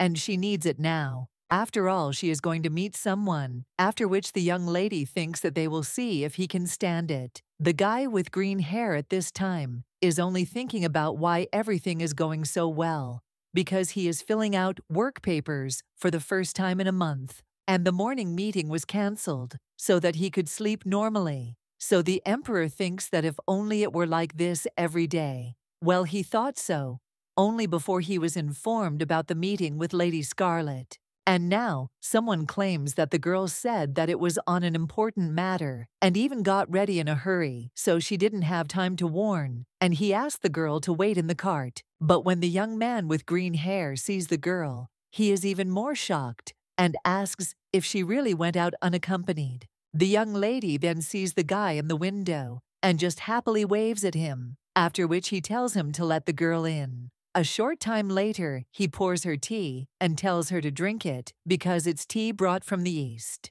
And if she doesn't like tea, then he can bring her coffee. However, the main character just looks at him and thinks whether he is afraid to say anything. The guy then asks why the young lady came, and the girl claims that even though she arrived suddenly, she would never believe that he didn't care. Then she claims that the Prime Minister did not convince her. The young lady also asks if he remembers when they first met, and their first meeting took place in a dungeon. It was sad and beautiful, and fate began to play its cruel joke. The guy then thinks in shock what she is talking about, and the main character only says that he is her earth and her air, and she is so ashamed that she doesn't even know what to do. The guy then just screams that he has never felt anything like this, and the young lady asks how long he suffered alone. And the Prime Minister, His Majesty's servant, has such feelings for her. However, the young man with green hair then asks in shock what she is talking about now about the young lady, and understands that if the tyrant does not care about madness, then there is another way. The maid is a little surprised at this time and asks what is going on there, and one of the servants replies that he doesn't know. The young lady understands that of course this guy is a person who can cause a lot of problems for those around him, and thinks that it will be more difficult with high-ranking people. Now the main character turns to the Prime Minister and asks if he likes her, and the guy just looks at her in shock and thinks that this is a disaster. The main burning thinks that she names Clover as her first victim. The young lady only says that she understands, and love is so uncontrollable, and whether you want it or not, she will still settle in the heart. But this has already happened to her, so she's used to it. But no matter how honest the guy is, the heart has nowhere to go. The young man with green hair just screams in shock, "What the hell is she even talking about?" And the young lady claims that this is exactly how he behaves, and asks if this is not so. And the guy worries when he sees her, and also stutters and breaks out in a cold sweat. The guy then doesn't even know what to say, and the young lady once again turns to the Prime Minister and claims that he cannot deceive her. The girl also understands that this guy was dumbfounded. The young man with dirty hair only wonders what this girl is talking about, and whether his actions could really be interpreted that way. But this cannot be, and he wonders if everyone else thought the same. But the smartest man in the empire so easily fell for such nonsense because he is single and has never been in a relationship. The guy at this time, only with embarrassment, claims that this is nonsense and to say that he likes the girl too much. At this time, the young lady with a smile on her face asks if he admits that he likes her, and the guy just turns away and wonders if love really should be so unpleasant. But all his life, he was busy only with work, and how could he know what love is like? The guy also understands that he doesn't know what to do, but he needs to correct the situation. The guy then turns to the lady and claims that this is true, or not, but suggests not to talk nonsense. And the young lady asks why, after which the guy thinks why it turned out to be Lady Armand. The guy then answers the young lady's question, why, by saying that she is already engaged to His Majesty. But then he still realizes in shock, what if His Majesty finds out that he is in love with his bride? He definitely won't turn a blind eye to all this. The main character at this time is thinking about what it is. Then he turns to Sir Clover and asks if he is crying. Scarlet also wonders if he really doesn't like it so much that he even cried, after which the young lady rises from her seat and asks for forgiveness, after which she asks if it was too much for him. The guy then just turns to the young lady and asks if she likes to laugh at him, after which the main character thinks that he is so rude. The girl then replies that yes, that's all, because he likes her, and she didn't want it to sound like that. The guy then thinks that everything is wrong, and the young lady came to laugh at him, but then he thinks what love is. Scarlet then only asks for forgiveness for offending him, even though he does not accept his feelings. After this, the guy just sighs and the young lady asks if she is beautiful and says that she knows, after which the young man screams that everything is wrong. And when the young lady goes home, she realizes that she herself didn't notice how she got carried away, and it turned out even worse than she thought. But the young lady thinks that she still hopes that the Prime Minister will tell the Emperor's assistant about what happened, because if they all hate her, then the Emperor must be shocked. After all, no matter what the tyrant, he must save face as a king.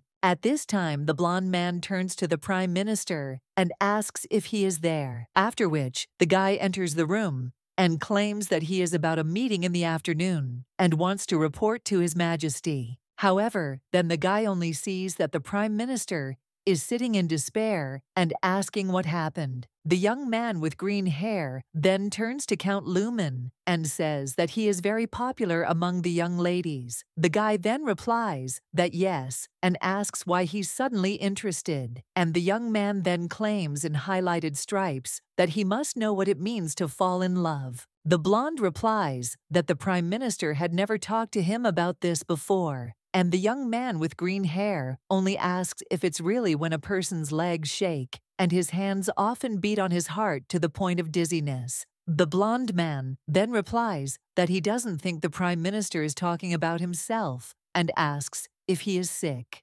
However, Clover then asks what he is talking about, and the blonde asks what is happening and also why he is saying some kind of nonsense. And the young man with green hair then says that the guy should forget, and he also understands that he knew better than anyone about what happened today, told. The next morning, a young lady stands outside the annex at the Arman estate and thinks this is strange. After all, it's not even lunchtime yet, and so she doesn't understand where the elders went. But she even asked Lucy to bake them cookies. The main character understands that before eliminating the problem with the forest of monsters, she decided to draw their attention to Lucy, and if they hated it, then where could they go? At this time, one of the elders comes up from behind and asks if it is Lady Scarlet. The main character is then greeted with her, and the woman asks what they are doing there. The main character replies that she came by and asks where they were. The woman replies that they met with the largest merchants in Cavell and will need to make a large purchase. The young lady then asks if they have met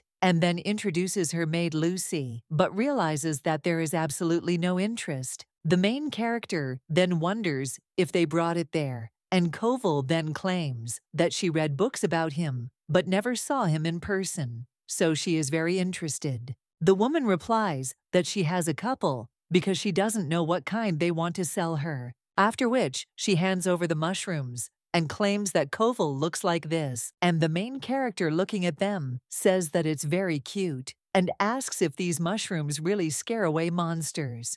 The woman then replies that their scent temporarily paralyzes the monsters, and the girl thinks that this is a little strange and then does not understand why the body suddenly stopped obeying. Then the girl completely falls off her feet, and the maid immediately runs up to Miss in concern. A little time later, the main character already comes to her senses and thinks that she has a headache. She doesn't understand what happened, and she just talked to Lady Adrian in front of the villa. Well, then the girl wonders if she really teleported. However, the young lady says that Togo cannot be well. She also thinks that this is a good moment, and she will have once seen this place, and moreover has never been here. But this must be a forest of monsters. Well, then the main character turns around and is a little surprised. After all, she sees the main character. The girl understands that this is the tyrant's beloved and does not understand what she is doing in such a dangerous place. The girl only claims that they said it should be here somewhere, a product that can replace Covil. The main character then thinks what kind of remedy this is, and the girl only claims that she needs to win his heart. And the main character then remembers that in the novel, Shirla found something that could replace Covil. Well, the young lady thinks that the girl didn't guess it herself, and she definitely said that it was in the forest of monsters, which means someone told her. Well, the main character thinks who the hell it could be, because firstly, this is not a tyrant, and if Charles knew, he wouldn't tell her that he decided everything himself. Scarlet also thinks it's pretty clever, but needs to keep an eye on this girl. And now, the first thing you need to do is find out everything about the product. And if you remember, the girl wonders if this scene was in the novel, and there are significant differences with the novel. The lady with red hair stops at this time, and then says that there he is, Slime Geppetto. The young lady then realizes that this slime is not poisonous, but is a forest predator that feeds on monsters, and is small and cute, and also harmless to people, but can swallow anyone, even the most ferocious monster. Therefore, now the young lady understands that a product that can replace Koval is Geppetto slime. The main character then, with a smile on her face, thinks that she is lucky because she found out about the location, so that the next time she comes there, she will be able to find it. But at this time, someone shakes Scarlet and asks if she can hear him, and then screams for the girl to wake up. It turns out to be Isar, and he worriedly asks if she is okay. The young lady then looks also at the maid, who turns to Miss Scarlet with concern. Well, the main character, when she is surprised and asks why they are all like that, the girl then asks if she really lost consciousness right in front of the villa, and if the guy really came all this way with her in his arms. The young man then answers that everything is so, and she is nothing but trouble. The girl then thinks that this is so strange because she did not lose consciousness, even when she remembered scenes from the novel. The elder then asks if the lady is really okay, because she fell out of the blue, and this is a problem. Izar also claims that Lady Adrian is right. It's good that there were people nearby, and they immediately brought the girl there. But what if she lost consciousness where there was no one? The guy also says that if the young lady is not well, then let her rest and take her time and also not worry. After all, if she is uncomfortable in the estate, then she can go somewhere else. The main character then wonders if he is talking about vacation and understands that she wants to go to the estate as an elder, and this is an excellent excuse. At this time, the woman notices the young lady's gaze and then asks what's the matter, and the main character only understands that this is an excellent destination. But then one of the elders says that he is against it, because if a girl wants to relax or just go on a trip, then why go to them? The young lady only claims that their territory is also their family's territory, after all, and sending is not a problem. The woman then claims that their territory borders a forest of monsters, and asks if the girl understands how dangerous it is. But the young lady asks what's wrong with you if she wants to go. After which, she says that they should show it to her, because all state affairs are connected. And when she returns, she will tell the Duke about everything that she saw and heard. It would also be great to take a video communication tool with you. After all, these are more than words, and it's better for the father to see everything with his own eyes. But the young lady's brother then tries to object, and the woman just claims that this is not a bad idea, and the young lady claims that she will consider that they agreed, and then think that this should have happened, and instead of continuing to lean on her father, if they take her, then he will be able to see everything with his own eyes, and the Duke will have no other choice except to agree. Then one of the elders claims that she will talk to the Duke. However, Isar replies that he does not agree, and the young lady asks what he is talking about, and the guy only once again states no. And even if the Duke agrees, he is against it, after which the guy asks if the young lady really wants to go with them to such a dangerous place. After all, the journey there alone will take at least 3 days. However, the young lady then turns to her brother and tells him not to worry, she will not go there alone. The young man then asks with whom, and the girl replies that he will soon find out. A short time later, the emperor is already reading the sheet and then turns to Clover Gaysan and says that he has something to do, so let the guy move everything forward 2 weeks. The young man with green hair then asks where His Majesty is going, and the guy replies that the young lady seems to want to go somewhere. A short time later, the butler already claims that the carriage is ready, and you can leave as soon as it is served. The Duke claims that the imperial family will soon be visiting, so he needs to behave appropriately, but the elders say that this needs to be told to the Duke. The main character understands that she will finally go to the Forest of Monsters, but she thinks why Charles is still not there, because he should have gone a long time ago. The Duke claims that the Emperor is late, and it does not matter that he is a member of the Carlior family, but must respect them. The main character then asks why her father is so happy, and her brother replies that he should be proud that the Emperor himself is coming to him. The young ladies then ask if it is true that the imperial family has never visited the Armands before, and Izar asks if he really thought it was a joke. The girl understands that although the Duke's intonation could indicate the opposite, she still thinks it's true. The Carlior imperial family and the Armand family. The relationship between the border guard family and the ruling imperial family has always been in the first place long-term relationship. So everything will end with the wrath of the tyrant, because the Armands did not fulfill their duties. At this time, Isar turns to the young lady and asks what the hell she is thinking about, since going with His Majesty is a bit too much. However, the main character then asks if she is not His Majesty's fiancée and understands that they are forced to be together for 3 days and 3 nights, and she wants him to get tired of her. During this time, Isar then asks what the girl told the Duke, and the young lady replies that she said that she would go there to recover, and he immediately allowed it. Well, she still thinks that there is something suspicious about it. The young lady recently addressed His Excellency the Duke, and the man then turned around and asked why she didn't knock,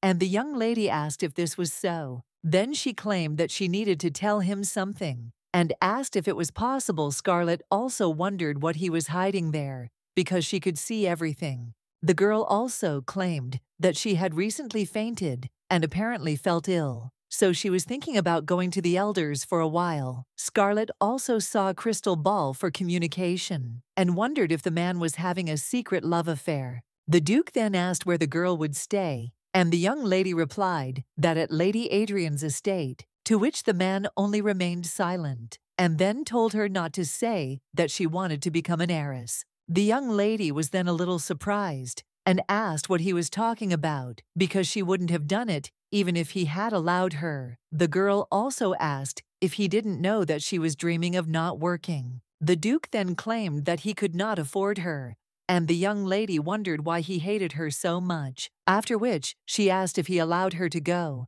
and realized that this was not even hatred, but caution. The blonde then claimed that he saw how sick and thin she was. She needed a quiet place and fresh air. However, after that the man only smiled and replied that it would be fine along the way. However, the young lady then asked what he was talking about and claimed that she had not heard. The Duke replied that this means that he allows her, and when these old people leave, she can follow them. Scarlet agreed to this and then said that with his permission, she would go. But the man then asked if she really didn't remember anything like a seal or a ring. And he asked again and again, but he doesn't understand why the girl pretends that she hasn't heard about this for the first time. The main character then thinks about what he is talking about, and then claims that no, and he's just like a bolt from the blue, and she doesn't remember anything. However, the girl thinks that it cannot be, and is it really that the Duke is looking for this? The man at this time claims that if she doesn't remember anything, then okay. And the main character thinks about the Armand seal. This is the magic inherited by the Armands from generation to generation, as well as proof of family membership existing in the form of rings or seals. Does the Duke have this? If that is why he did not become the real head of the family, what does it mean that only the Isled seal can help? Well, the young lady then thinks why the man is asking Scarlet about her, and she doesn't know why, but in the end, it's useful to remember this, because every time she takes on different forms, and she doesn't know what form she is in now. At this time, Isar turns to his sister and asks what she is doing. The girl doesn't understand what he's talking about, and the brunette just tells her to bow, because His Majesty has arrived. The girl then also bows, and the Duke immediately greets His Majesty and says that he has come a long way there. The Emperor then thanks Duke Armand for the invitation, There the man then says that his family knows him as His Majesty. The main character at this time watches all this and says that the Duke is so excited that His Majesty is not even listening. Izar replies that he agrees and then turns to the young lady and he asks who these two are. The young lady then realizes that this is the blonde man, Count Luman, who is the head of intelligence, and nearby, apparently, is the commander of Charles's knights. But then she thinks to find out exactly who they are. Now the main character claims that she is seeing them for the first time, but Izar then wonders why they like the girls so much. The young lady then thinks seriously why they are smiling so much. The emperor at this time approaches the girl from behind and addresses her, to which the young lady is a little scared, and he wonders if it's Charles. The guy only claims that the young lady falls beautifully, and the girl then thinks why she is worried. And is it really because they haven't seen each other for a long time? The emperor at this time only greets her and asks how she is doing. And the main character then replies that she kept thinking about him and could not think that time could drag on for so long. Charles replies that this is commendable, and the young lady thinks in shock, what is this guy supposed to be angry about? His Majesty at this time turns to Luman and tells him to bring there what he asked for, to which the guy agrees, after which the young lady is presented with a bouquet, and the blonde claims that it is a gift from His Majesty. The main character then asks why all of a sudden there are flowers, and the guy replies that he saw these flowers and thought about her, after which the girl became a little embarrassed. She asks why, but she doesn't understand whether he really thinks that she is as beautiful as these flowers. Well, at this time, the guy just asks if they don't resemble her head, after which the main character thinks what a brute he is, and the blonde guy behind him laughs and claims that he was right. The knight commander then replies that the guy really was right, because to think that His Majesty was having fun like that, but it seems he really did fall in love. Then the man tells Miss Scarlet to get into the carriage, and when the young lady looks at her, she thinks, what's wrong with the carriage? One of the elders then replies that it's their carriage and asks if something is wrong. The main character then realizes that it seems they really need money, after which she says that perhaps she should go in the same carriage with His Majesty. But the butler claims that His Majesty did not say anything about this and asks whether to prepare another carriage for them. But the emperor replies that it is not necessary and they are still going to the same place. And the main character thinks that such moments he does not treat her as a bride. At this time, Izar turns to Scarlet, and the girl then asks what it is and why he hasn't left yet. And the young man replies that it is because she is still here, after which he also asks if the girl remembers what he told her yesterday. And the young lady understands that no matter how much she thinks about everything, Izar is really worried. The main character remembers how the guy approached her yesterday, after which he asked if she really liked His Majesty, and the girl almost choked on this.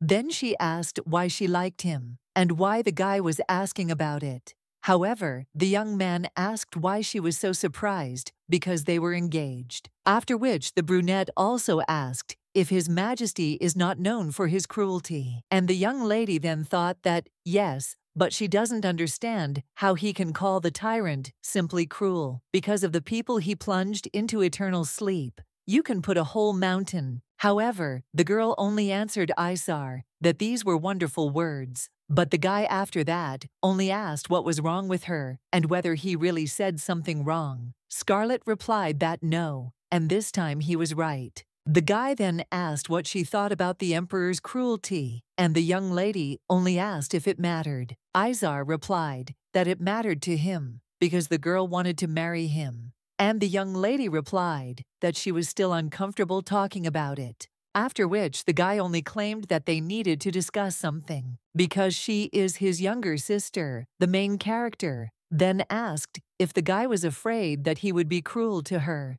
to which the guy replied and claimed that he was worried because no matter how much she liked His Majesty, he couldn't just stand and watch him hurt her. The main character, looking at her brother's face, just laughed. Then with tears of laughter, Thank you, what's wrong with his face, and also how many times should she tell him, so that he doesn't worry because she can take care of herself. And the guy then just shyly asked if she could listen seriously. Well, Scarlett then thanked him and claimed that he was the only one who was worried about her, and the guy then told her to take it. And the main character asked what it was, after which the young man claimed that it was a magical device for sending messages, and he could communicate over a long distance with the person who had such a device in his hands. Therefore, if the young lady is in danger, then let him immediately inform him, and he will go to her. Now the young lady says that the guy also does not forget what she asked, and states that it is necessary to water the safe zone once a week, and then asks if he understood. The girl also says that she will be back soon. And the young man, with a smile on his face, tells her to return to Korea, after which they hit the road. One of the knights then says that this is just funny, and they left not long ago, but he doesn't even know how many times they've already stopped, and he doesn't even know where all these bandits come from. The main character then replies that she doesn't know either, but then in shock, he asks what the Count is doing there, and why he's not riding in their beautiful imperial carriage. The man then asks the lady how he can ride in the same colleague with His Majesty, and Scarlett asks Togo not to talk nonsense and return to his carriage. But the guy then just ignores her and says that they are bandits again, and then asks if this is because of the poor organization of the territory. Well, the young lady in her thoughts tells him not to pretend that he is not in the know. At this time, someone turns to Miss Scarlett and asks for forgiveness. It turns out that this is the elders, and the main character then realizes that this is their territory. Scarlett then asks why they are apologizing, because she thinks that the bandits appeared because the imperial carriage was traveling with them. Well, fortunately, they are accompanied by knights and His Majesty in the carriage in front of them. Therefore, the girl asks if they think that the bandits are his equal. But suddenly someone screams that one of the bandits has escaped, after which the knight screams, so that everyone will be confused and find him again. This rat cannot be released alive for anything. But at the same moment, the main character looks out the window in shock, and he sees that same bandit there, and then says that he has finally found Scarlett Armand. Well, at the same moment, someone hits his head on the carriage from behind. And the young lady understands that this is His Majesty. The Emperor, at this time, asks not for the sake of the role, but the girl replies that no, and thanks to him she is safe. While the elder is worried about his carriage, the young lady only understands that she was surprised, and then asks what His Majesty is doing there. Other knights also head to His Majesty and ask if he is okay. And the young ladies realize that behind them is the Emperor's favorite horse, and the young lady thinks that he just shouldn't say that he rode here on a horse. The Emperor at this time only says that the lady should come out and extends his hand to her, after which he offers to go together to his karate. When the girl is already in the imperial carriage, she asks what he just meant, and the guy asks if she really has no idea, and then claims that it is Lady Armand who is looking for these villains. After which the guy asks if she has heard about the Pan assassins. The girl then realizes that this is an imperial family from another empire that produces many unknown assassins. There is a rumor that they end up wherever they are mentioned, and because of their goal, falling into a frenzied sleep is inevitable, and no matter who the goal is, it will end. But the main character also thinks that Scarlett cannot have anything to do with this. Therefore, she claims that she has never heard of them and only knows that they are a family of assassins. But considering that this Pan didn't, they show two unprofessional skills. The Emperor discerns that this is accurate, but they used Pan's breath. And even if they are not from this group, they are still assassins, so they cannot be equated with ordinary thieves. So the man asks if there is someone who wants to plunge the young lady into eternal sleep. The main character then thinks that maybe it was Duke Armand, and this is just a guess, but cannot be ruled out. The young lady, when she asks if they will return, and the Emperor replies that he is sure that their return will not be such a big problem. The young lady, when she asks what he is talking about, and whether he is saying that the Pan assassins chasing her is a small problem. The girl also thinks whether he really wants to say that he doesn't care whether she plunges into eternal sleep or not. Therefore, the young lady says that this is true, and His Majesty may consider the current situation a trifle, but for her it is not. However, the emperor then turns to the lady and asserts, what he means is that she has nothing to worry about, at least while she is with him, because no one will dare to lay a finger on her so she can calm down. The commander of the knights at this time turns to Lady Armin and claims that they sincerely ask for forgiveness because this incident was only their fault, so he asks to spare them this time. The main character then replies that everything is fine and everyone arrived safe and sound, but the road was so calm that she even fell asleep in the middle. Then the girl also looks at His Majesty and, noticing his gaze on herself, asks if something is wrong. The guy replies that everything is fine, and now he will let go of the situation since these guys left in order. The commander of the knights then thanks His Majesty, and the young lady wonders if it was really that unusual. The blonde at this time also turns to His Majesty and says that he needs to check something. The main character then says that they will see each other at dinner, and the guy tells her to rest, to which the young lady agrees and claims that she will wait for him. The girl understands that although it was just an awkward carriage ride, she was safe thanks to His Highness. And the young lady also wonders if this means she should thank him. A short time later, the knights are already laying out tents and starting to cook. The young lady then taps her glass and asks for everyone's attention for a moment. After everyone turns their attention to her, the young lady claims that she just wants to thank everyone for today. After all, they tried hard, and they arrived safely. One of the elders then asks what the girl was up to this time, and the main character claims that since everyone has finished dinner while they are resting, she wants to give them a gift for their hard work. That is a wonderful serenade. Then His Majesty also approaches the table, and the young lady with a smile on her face looks at him at the entrance, for which the girl says that they should listen carefully. And he starts singing, "The Knights, then watch all this." And they say, a little puzzled, that the lady is probably not very good at singing. The girl also thinks, what about them? Scarlet understands that the gift is not that special, but the tyrant will not be impressed by anything simpler, and now she is going to look at his expression. Then he sees that he is smiling, and the main character is shocked, wondering why it's him.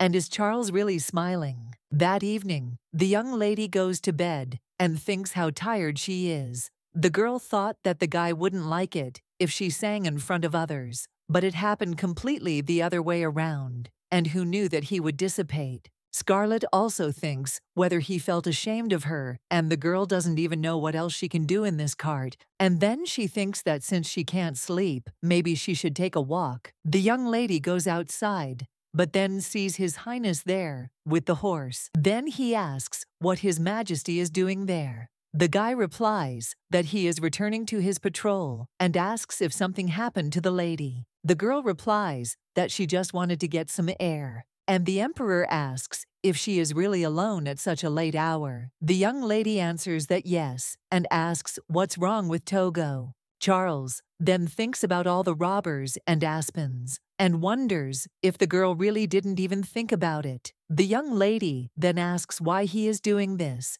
and the emperor replies that he has nothing and has no right to stop her. Scarlet then asks if he will return to the hotel, and the guy replies that she said that she wanted to take a walk. A little time later, they are already riding a horse, and the main character, wrapped in a guy's cloak, thinks that this is too awkward. Well, she still doesn't understand why he decided to take a walk, and isn't he awkward with her? However, looking at the emperor's face, she thinks that his father doesn't care, after which she realizes that she needs to come up with something to talk about. Then the young lady claims that he said that he has something to do tomorrow and asks where he is going. The guy replies that he will go to Rashakel, and the main character understands that such a name was not in the novel. The emperor claims that half a day will be enough, and he will leave at dawn and return in the afternoon if there are no deviations in the schedule. The young lady then realizes that Charles will be away for a while this morning on diplomatic matters.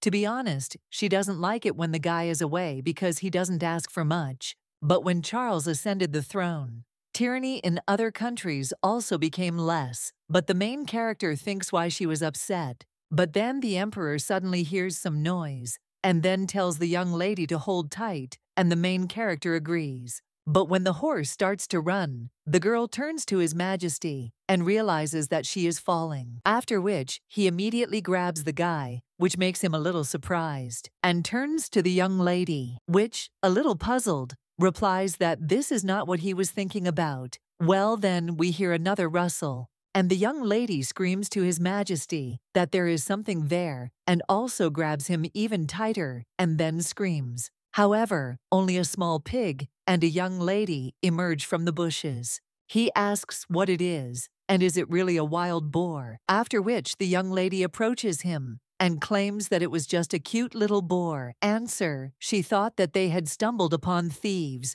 The young lady also asks if he isn't cute, and the emperor thinks he doesn't think so, after which he says that Lady Armande is very relaxed, even now. But when the girl asks what he is talking about, the guy tells her not to think about it, and the young lady thinks what it is. But then he realizes that he must be worried about the bandits, so it's not surprising that he behaves this way, but he took her with him for a walk, so he needs to cheer him up a little. The girl then turns to His Majesty and asks if he wields a sword, after which the girl takes out a curved sword and claims that she bought it for a lot of money, and also asks what His Majesty thinks of him. After all, this is a magic sword of self-defense, and she bought it with the money that the Duke gave her to spend on the trip. The girl also takes out the rest of her things and claims that this is a magic item that can light a fire, and this is a smoke bomb that can create a smoke screen. The emperor just wonders where the hell she got all this from. And the young lady claims that she really wants to use these strange things, and even if it looks scary, they are not dangerous. Well then, the thing that her brother gave her falls out of her pocket. His Highness notices this and bends down to pick it up. Then he asks if this is also a magic item. The young lady then replies that this is a transmitter made of a magic stone, and you can simply notify someone who is far away. The girl understands that she did not buy it, and Isar gave it to her in case she had to leave His Majesty. The guy at this time asks if the lady really needs such things, and the girl replies that of course, and this is because she must be able to protect herself, at least partially, even if His Majesty is not nearby. The girl understands that the main character in the novel is very harsh, but incredibly kind to those he loves. The emperor at this time answers well, and the young lady asks what he is talking about, and His Majesty claims that he is satisfied with this answer. The man claims that the boar's mother must be somewhere nearby, and that she needs to leave because she will come soon, to which the young lady agrees. The girl understands that at least this night she was glad to feel like the main character of the novel. The guy at this time asks what she is doing, and the young lady understands that this is strange, but he sounded friendly, after which he is silent for a while and extends his hand in agreement with His Majesty. The girl understands whether this is because she covered his palm, and it turned out to be not as cold as she thought, and this moment is like a dream from which you don't want to wake up. The next morning, Scarlett is already lying in bed and thinks that she is a little ticklish, and then wonders who is next to her. The man then tells the young lady to wake up, and the girl thinks what kind of voice this is, and is it really Charles? However, he only climbs onto the bed and claims that the girl did not even wake up, and asks if she is looking for His Majesty, or she was dreaming about him. At the same moment, knights run into the room and scream, asking if Lady Armande is okay. However, the assassin replies that it is too late, and if the life of this lady is dear to him, then he advises to retreat. At this time there are also many mercenaries on the street, and one of the elders claims that there is no end to them. Then he asks where they all come from, but another elder then asks where Miss Scarlett is.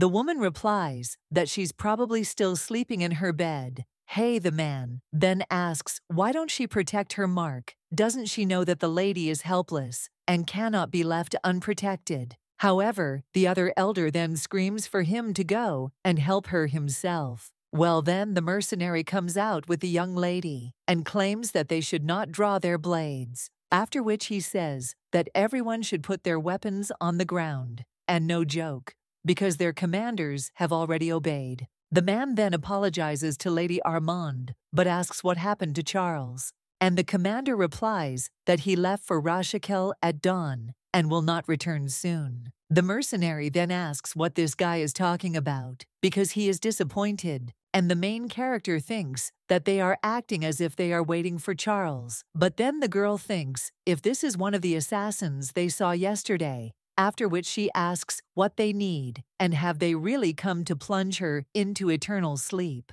And the guy then asks what he will get from the fact that he will plunge the noble lady into eternal sleep, and then claims that this will not happen if she listens to him. And the main character thinks, is it really not all for the sake of plunging her into eternal sleep? The assassin then claims that she may suffer a little, but overall everything will be fine. And the girl understands that due to the fact that she was attacked unexpectedly, she did not have time to take anything with her, and she only has a magical object with her that transmits information.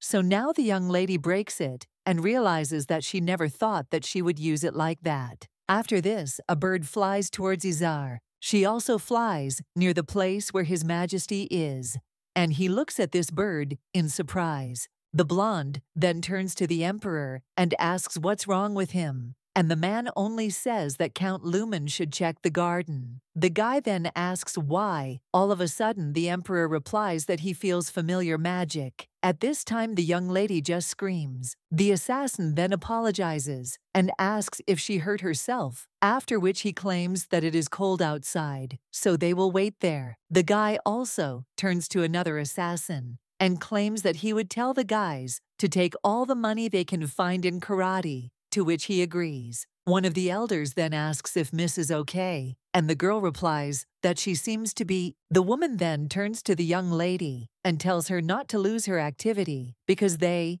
are not like ordinary bandits, especially their leader, the main character, when she looks at this man and thinks, who the hell is he? After which the girl also turns to the elders and asks if they know about the assassins. The man then asks how the young lady knows about them, and the girl replies that His Majesty told her yesterday, and their fighting style is similar to the Pan assassins. The man is a little surprised after this and says that this cannot be. These assassins are not so famous, and many years ago their family disappeared, together with the head of Armanov, whose traditions were not recognized. Those who know what traditions Armand destroyed. And the man is now asking if they can be the Armand's subordinates. The head of the assassins then says that this is impressive, and the old man quickly noticed this, after which the young man with red hair claims that sometimes it is better to pretend that he is not in the know. Then the guy lifts the old man by the collar and says that it's just like.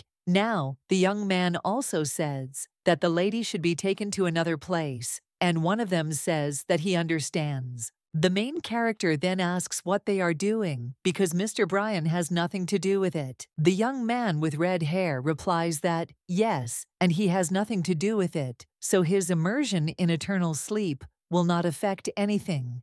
And the main character understands that he meant that he does not care about Sir Bryan. So why not plunge him into eternal sleep? Then the girl screams for them to stop immediately because they need her and she will give them what they need, but let them not touch others. The guy then asks what she is talking about, and the girl replies that if they want, they can put her into eternal sleep right now. Scarlet also thinks they want her life. Well, she also thinks that whatever the reason, they need her alive.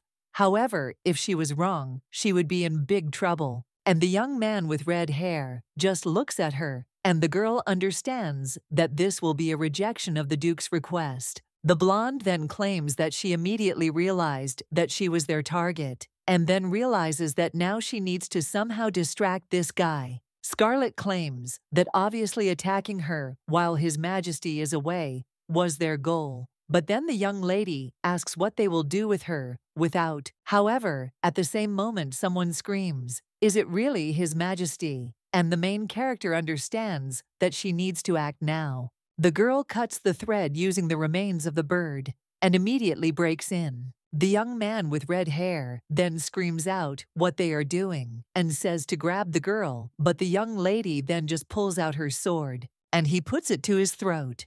When the young lady looks at the young man with red hair, she asks what kind of expression he has on his face, and he looks like he has never been in such situations before. The leader of the assassins then says that enough jokes, and it is unacceptable for a well-mannered young lady to hold a blade in her hands. And the girl then asks if this means that he doesn't like this situation. The girl also understands that there is only one way to resolve everything, and she only hopes that Charles will not be late, after which the young lady says that she will see idiots in the next world. But then someone stops her. The young lady turns around and wonders if it's His Majesty. The girl then turns to him and says that he returned so quickly, and the guy only claims that they will talk later. After all, first he will deal with the assassins. After which the emperor also turns to Count Lumen and tells him to take the young lady, to which the guy agrees. The blonde then proposes to Lady Armand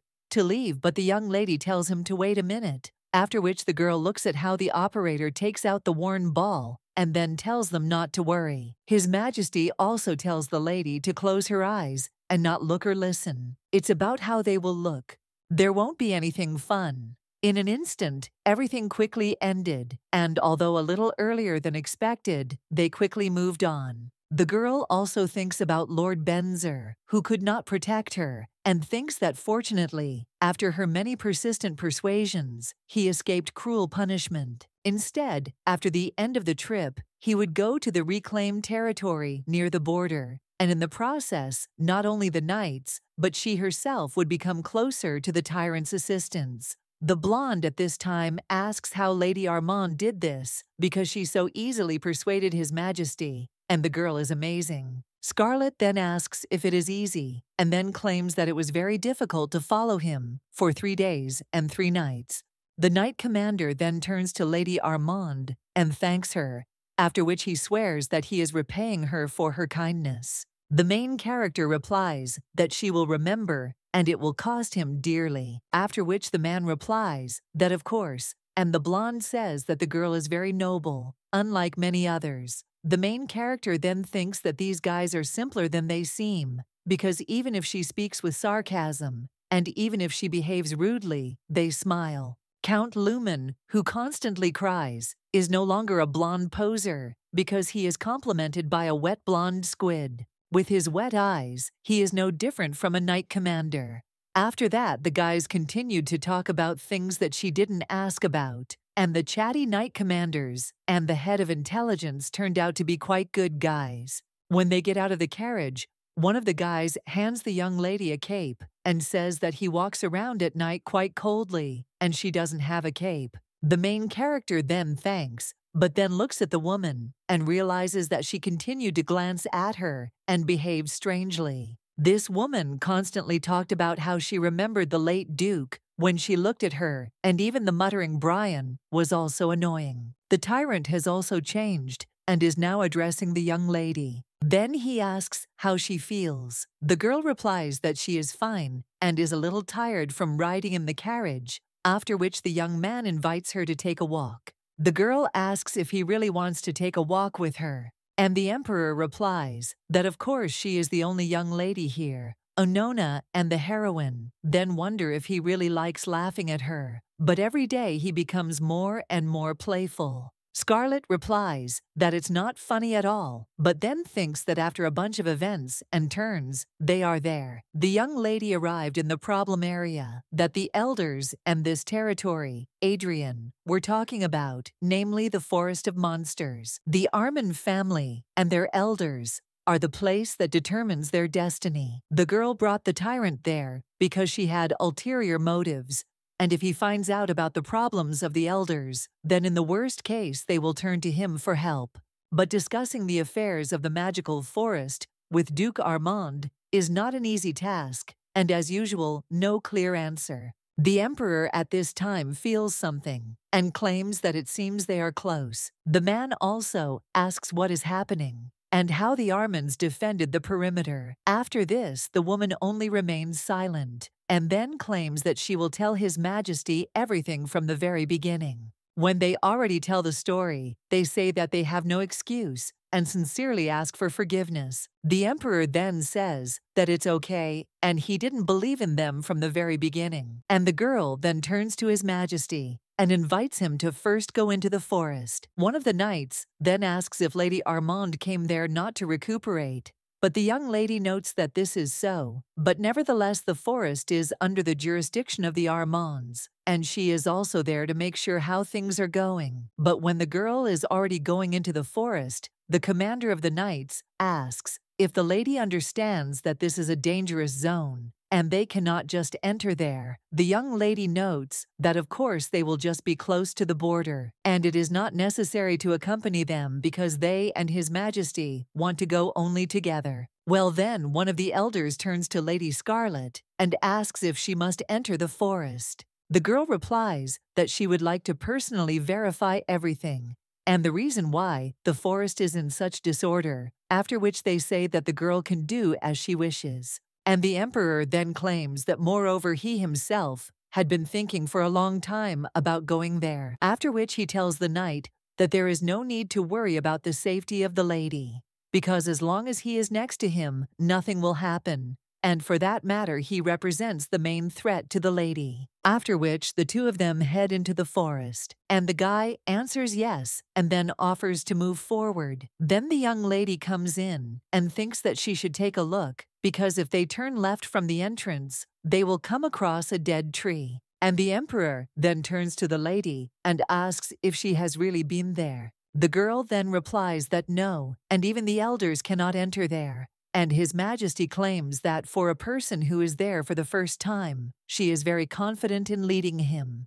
The main character then realizes that she was there in a dream, after which she only says that she just really likes adventures and adventures, so she fearlessly rushed forward. But the guy then tells her not to go too far, because it's impossible to predict where the demon might come from, and the girl then agrees, after which she walks a little more and realizes that they are there. The young lady then turns to His Majesty and tells him to take a look at it, but the guy only claims that he asked not to go far from him. However, then he looks at the young lady and is a little surprised. Scarlet just tells him to come to her quickly, and the guy understands that this is the place that the lady stumbled upon, and it was dotted with ancient golden flowers that, according to legend, attracted demons. A little time later, the knights are already examining the flower and saying that this flower is so rare. The other knight replies that it is not that rare, because this plant is known to the world as existing only in legends. And that is exactly what he thought. Well then, he turns to Lady Armand and asks where she got it from. The guy talks about the slime in the hands of the young lady. Scarlet just asks if he's talking about this spirit, and then asks if he's really cute, and she found him in the forest and decided to keep him as a pet. A young man with blonde hair claims that this is not a spirit, but a slime Geppetto, known as a predator that eats demons. The young lady realizes that the head of intelligence had knowledge of ancient plants and creatures. The main character then turns to the Emperor, and the guy claims that even if he is harmless to humans, he cannot be kept. And the purpose of the Saima is to scare away demons in the forest. The main character understands that the same applies to the Tyrant because he was also wise. Initially, everyone was slightly depressed by the honest attempts, but soon the ice broke, and samples of all flowers were taken, and the soil and Geppetto mucus on the site were also examined. Of course, as soon as preparations for the research are completed, everything will be burned there, and it was decided that this research will be carried out jointly by Armand Gazus and Count Rumen. Therefore, the young lady thinks that there will be no problems, and everything will be fine. And now the young lady is holding a crystal ball in her hands and asking if she can really accept this. After all, he needs it more because they will somehow need to contact the laboratory to receive reports. But the elders then only bow and say that this is nothing compared to the kindness of the young lady. Adrian claims that this is true, and the girl is their benefactor, so if she needs anything, let her know. After all, they will make every effort to help her. The main character then smiles and says that in that case, let them promise her that they will take care of her friend and Izar, and also protect them if they are in danger. The elders then look at each other and then agree and say that they will fulfill her request. And they also swear by the names of Armand's vassals. After which the main character, with a smile on her face, claims that she relies on them. Thus the mission was completed successfully. And a little time later, the girl already says goodbye to the elders and wishes them all the best,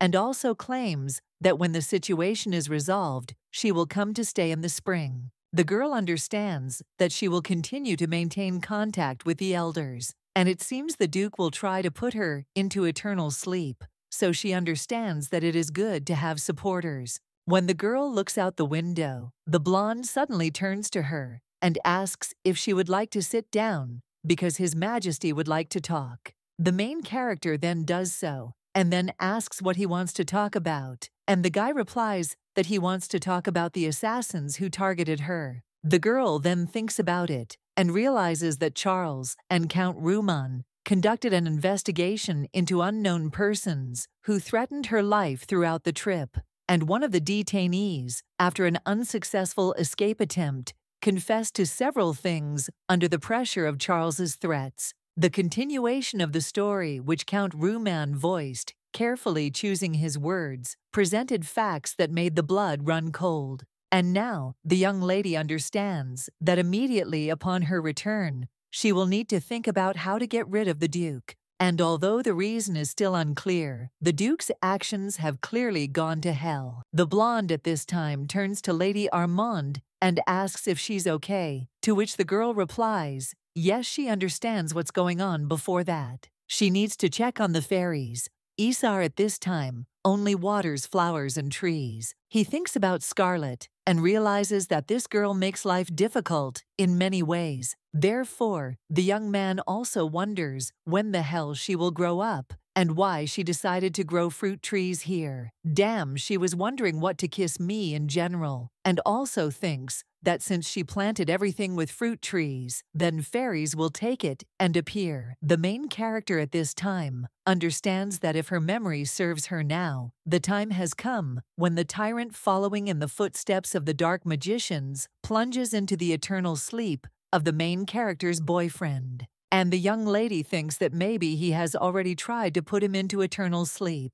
The blonde then turns to the Sir and asks when he is going to hold the next negotiations related to Rachel, and the man replies that he has dealt with urgent matters, so it can be rescheduled. The main character then asks if they haven't already been there, if they are talking about Rachel, and the man then asks if the lady also knows something about him. The girl replies that no, and she only heard it briefly, and the blonde claims that this is quite possible because Rachel is a closed and currently disappeared family. The main character then asks if this is family and claims that she thought that was the name of the place. The blonde claims that in Carlior, this place is still called Rachel, so he thinks that this is why many citizens of the empire know this name. And of course, now a new kingdom has been founded there. The young lady then realizes that information unknown to her about the 3 oldest families on the continent has gradually begun to leak out: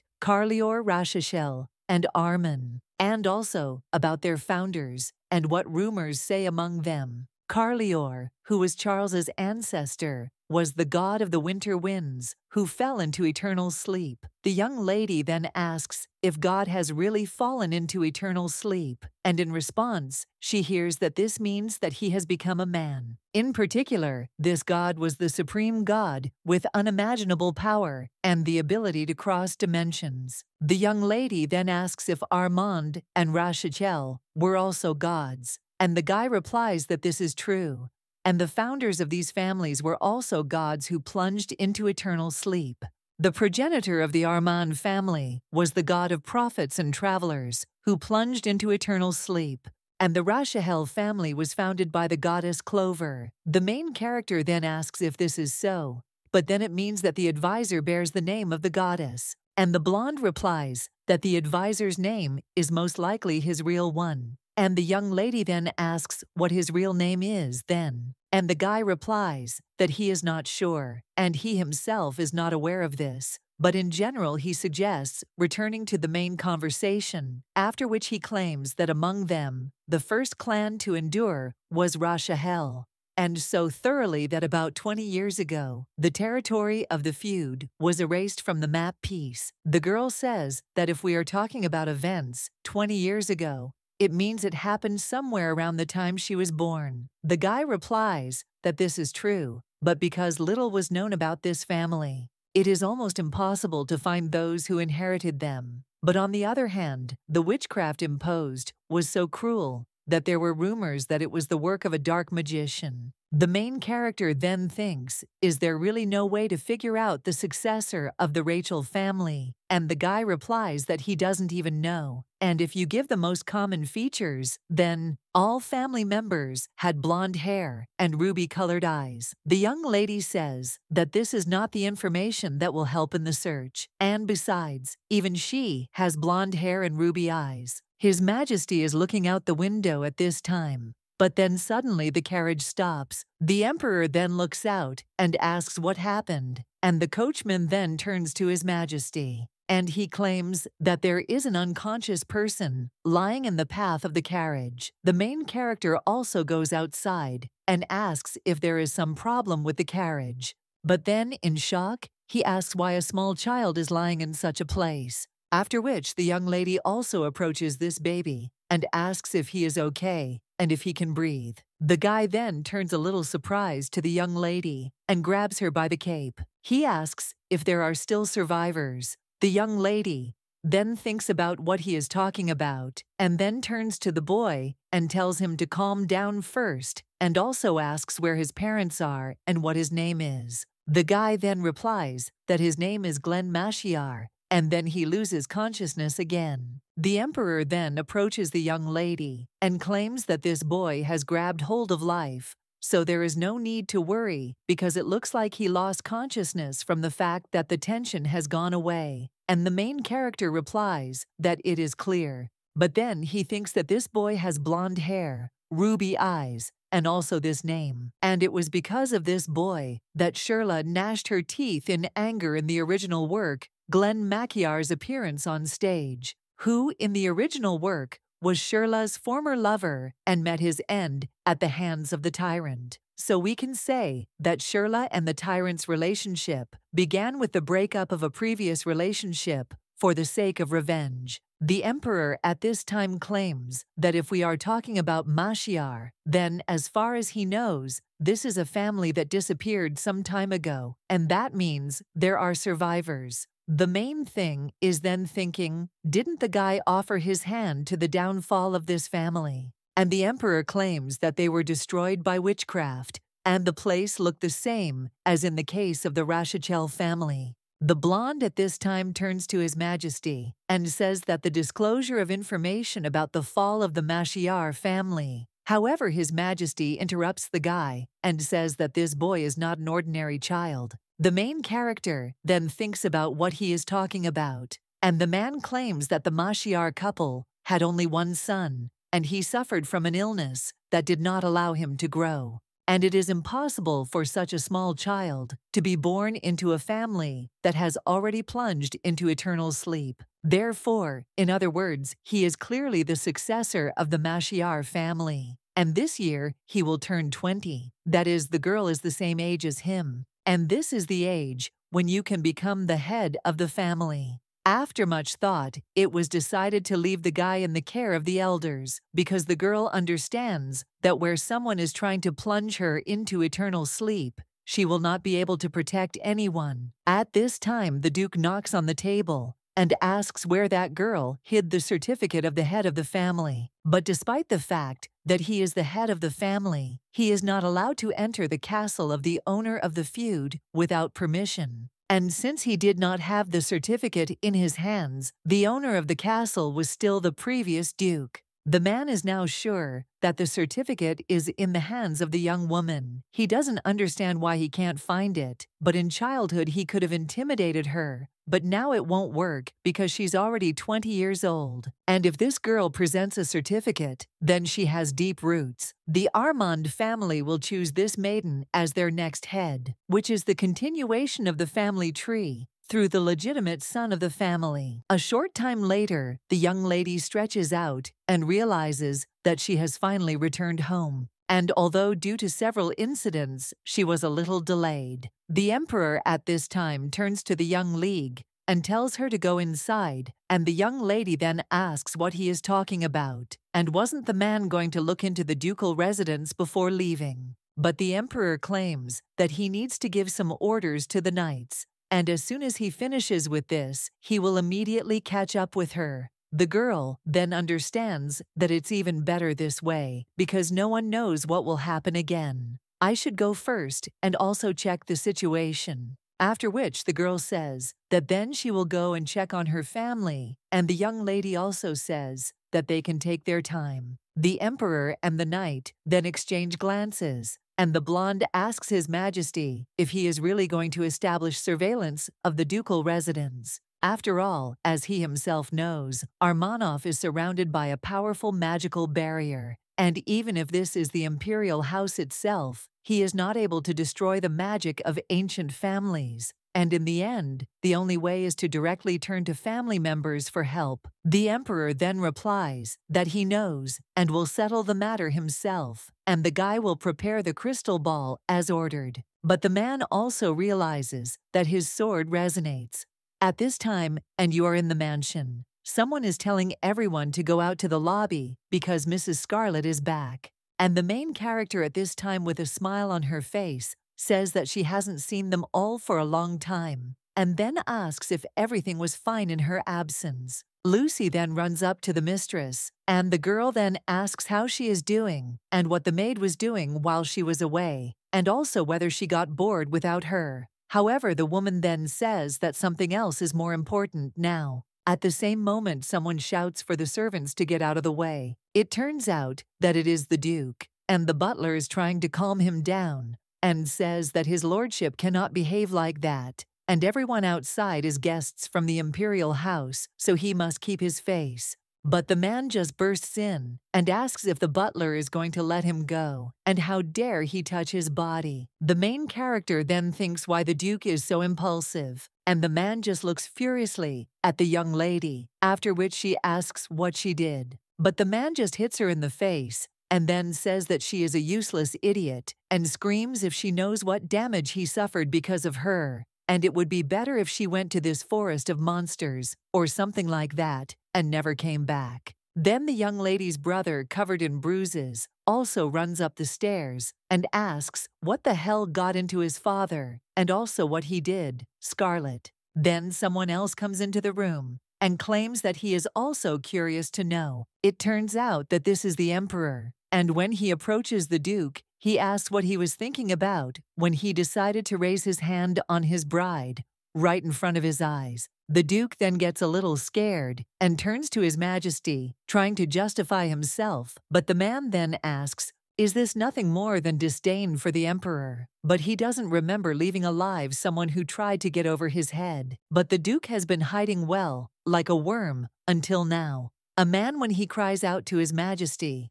that he has committed an act worthy of plunging into eternal sleep, after which he immediately bows to the floor. The main character then wonders if Charles is now really angry because of her, but for several days she tried in every possible way to bore him, but maybe now he actually hates her. The Duke at this time still addresses His Majesty and claims that he was in no way trying to show disdain towards him. And this is a succubus family issue. That is, how could he dare to touch His Majesty's bride? The emperor then says that the Duke always sits within the four walls of his house, and it's time for him to do something. But Miss Scarlet must be tired, so this time he will close his eyes to what happened, because it will be too difficult for her to prepare for the Duke's funeral right now. After which the man turns to the maid and tells her to take care of Miss Scarlet, and he will wait outside, but the maid agrees. After which she just looks furiously at the Duke and asks if the lady is okay. However, the main character then only laughs and understands that it looks like the Duke was seriously scared,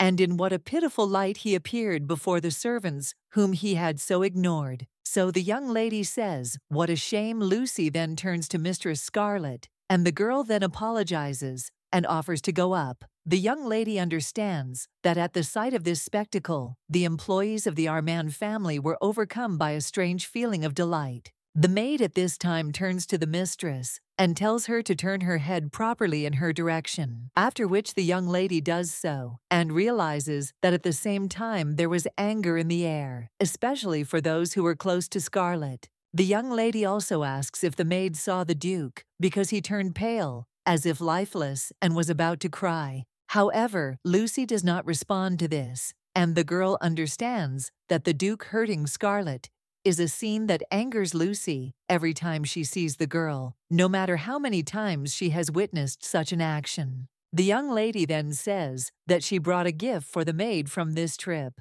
and the girl then asks if the gift is for her, but the main character does not answer that yes, and she cannot give it to her right now, but someday it may turn out to be a great help for her future. After which the young lady also claims that at her destination, she also bought popular local desserts, so she offers to try them together. The maid then replies that she doesn't even know what to say to this, but thanks the young lady. The main character then asks why she is thanking her, and also understands that now Scarlet once again thought that she did the right thing by deciding to protect Lucy and Izar. And after all, Lucy is for Scarlet. He is the world's dearest friend. A short time later, the young lady is already turning to His Majesty, and when she sees him on the street, she says that what a relief, because she was worried that he had already left. Scarlet also apologizes and says that she was a little late, and His Majesty just looks at her and then says that the girl has finally arrived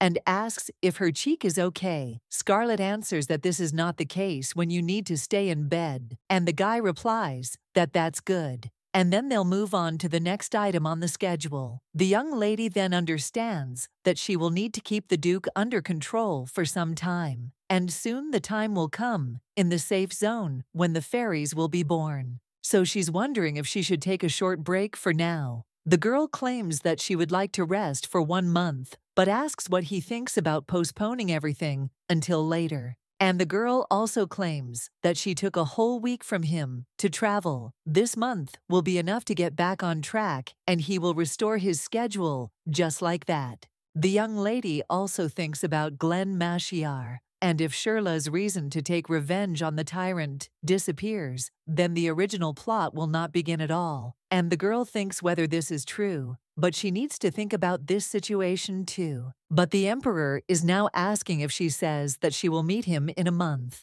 and the young lady wonders what kind of unhappy expression he has on his face now. After which, the young man just turns around and says that, okay, and then they will see each other, to which the young lady answers, yes, but then she thinks what's wrong, again, and also whether she made some kind of mistake, but she just can't understand what the problem is. So being in a bad mood, the Tyrant left the Armand ducal residence. The elder writes a little later whether Miss Scarlet has recovered, and also writes that she and Brian are doing well, and the exploration of the monster forest is also progressing without a hitch. And they are also trying their best to put the boy on his feet, whom she left in their care, and if he's lucky, he might wake up soon. But as soon as he comes to his senses, she will immediately inform the young lady about this. The woman also understands that the Mashiar family fell at the hands of the Emperor, but it turns out that everything was not like that at all. But if there are many such false rumors about the Emperor, then perhaps there will be no need to so zealously oppose the engagement of their benefactor Scarlet.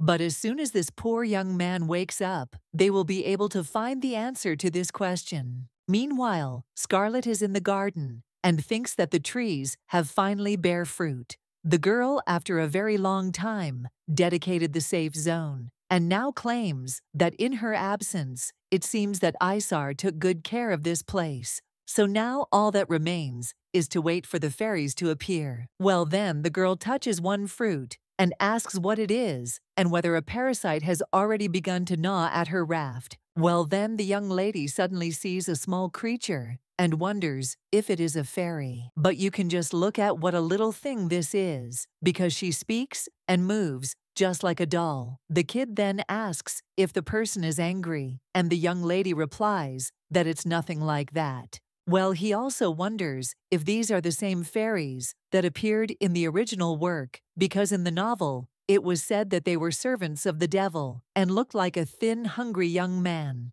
Therefore, now the girl turns to the baby and asks if there are other fairies there except him. The guy then just waves his hands and says that these are his friends. And the young lady understands that if we are talking about friends, then they are exactly the same fairies as him. After which the young lady says that it's clear. After which he asks if he can know what a fairy stone is. But the fairy only asks if it is something edible. And the main character realizes that she screwed up, after which the kid says that she's really angry after all. And the girl replies that she's not. Well, she thinks that this is a curse. And has she really miscalculated the place or confused the time of birth of the fairies? But in this situation, she simply threw money away and received nothing in the end. After which the girl also turns to the fairy and asks if he is really hungry. The young lady also understands that she cannot ignore the fact that the baby is hungry. After which it sees other rivers, and turning to them tells them to go there too, because she will give them fruit. Then the young lady asks what their names are,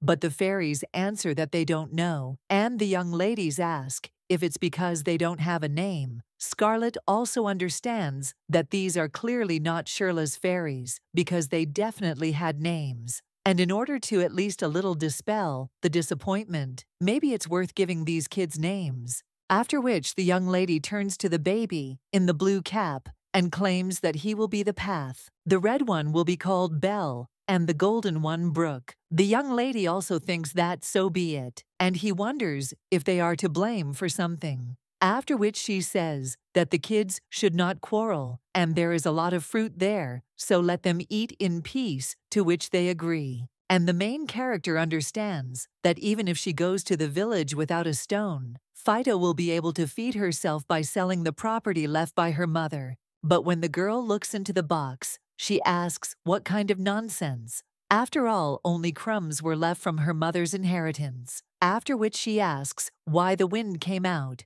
Like that, she definitely spent her money sparingly. But the sick leave asks if Mrs. Thrifty calls this a waste. And the girl just tells Lucy that this is very funny, and claims that now, even if she ends up in the village, she will be a beggar. The girl understands that she completely relied on the fairies, but since everything turned out this way, she entered no matter what she must find a way to earn money. After which the young lady also goes out onto the balcony and thinks why the room is so stuffy. But when the girl looks at the street, she thinks that this woman is a duchess. And then the young lady turns to the maid and asks if the duchess has gone somewhere. The girl replies that it seems she was at a meeting on the effective management of the guild, and apparently they were talking about opening a new trade route. After all, Madame was an entrepreneur before becoming a duchess. The young lady then thinks how she could get it out of her head, after which she turns to Lucy and says that she will get it out for a while.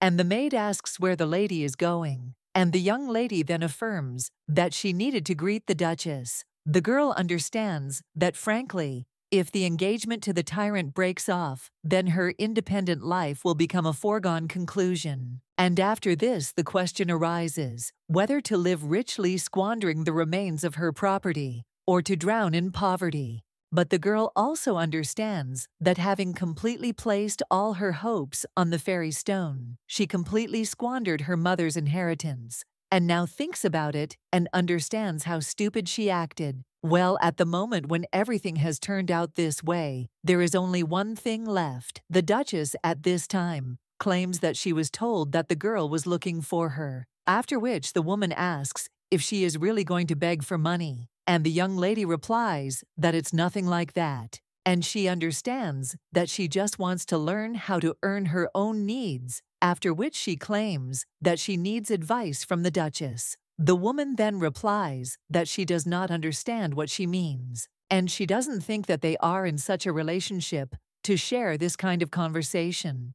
And the main character only asks if this is really so, and understands that based on her relationship with Isar, at least in the sense that she has never taken such stupid steps as, for example, attempts to put her into eternal sleep. Then she came to the conclusion that the Duchess is a person with whom she can, to some extent, have a constructive dialogue. And then the young lady claims that she knows that the Duchess does not like her, but at the same time, she is extremely competent, and therefore does not try to plunge her into eternal sleep. Scarlett understands that she has never talked to a woman in such an open form, so we can say that this is the first time she has hinted that she knows her past.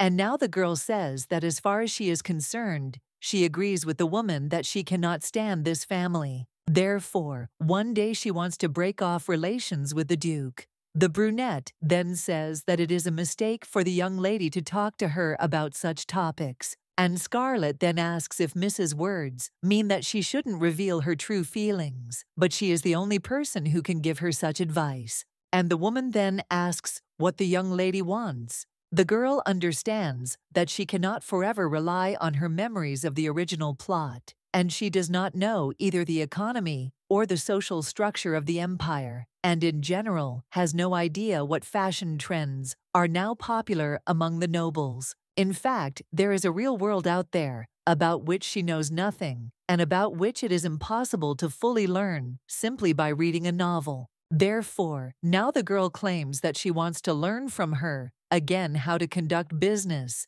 as well as the basic etiquette and knowledge that a nobleman should have. The woman claims that if a girl at that age needs an etiquette teacher, she will introduce him to her. But the young lady claims that she is not talking about simple rules of etiquette, and it was about something like her noble dignity when she looks with contempt at petty behavior and encourages direct violence, after which the young lady asks if anything else needs to be added. And she says that in general she wants to study these kinds of practical aspects. The girl also thinks that the woman should teach her how to survive alone in this world. Scarlett also claims that of course she would like to know more about the introduction of trade affairs, and it is clear that Miss comes from the nobility and had strong family support behind her. But still, the young lady says that the reason why she managed to simply maintain her position, even in such a tough family as Armin, the truth is that she founded a trade guild and is the mistress of her own life. The woman then replies that this is just funny,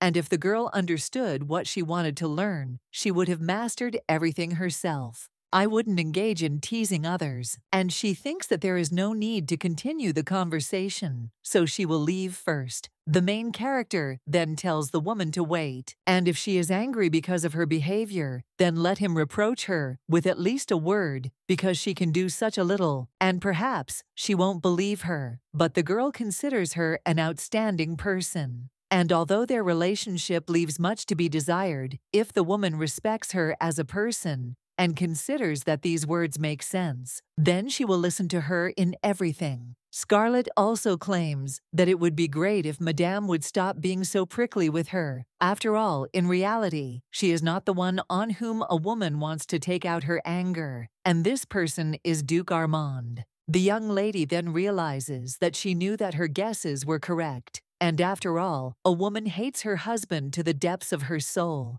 It cannot be otherwise, because in pursuit of power, he married the wife of the previous duke and kept her with him as a concubine. Scarlett then says that if the woman helps her, she will definitely give the duke a full drink of water. The brunette then turns to the young lady, but he asks what she intends to do, and the girl replies that the woman should watch carefully, because she will pay off the bills with him properly. Thus was concluded her temporary alliance with the Duchess. A short time later, the maid asks if this means that the lady went to the Duchess, and the young lady replies that yes, and she calmly accepted her offer. Lucy then says that the lady has nerves of steel, but she also claims that she still has a question, and the young lady asks what it is.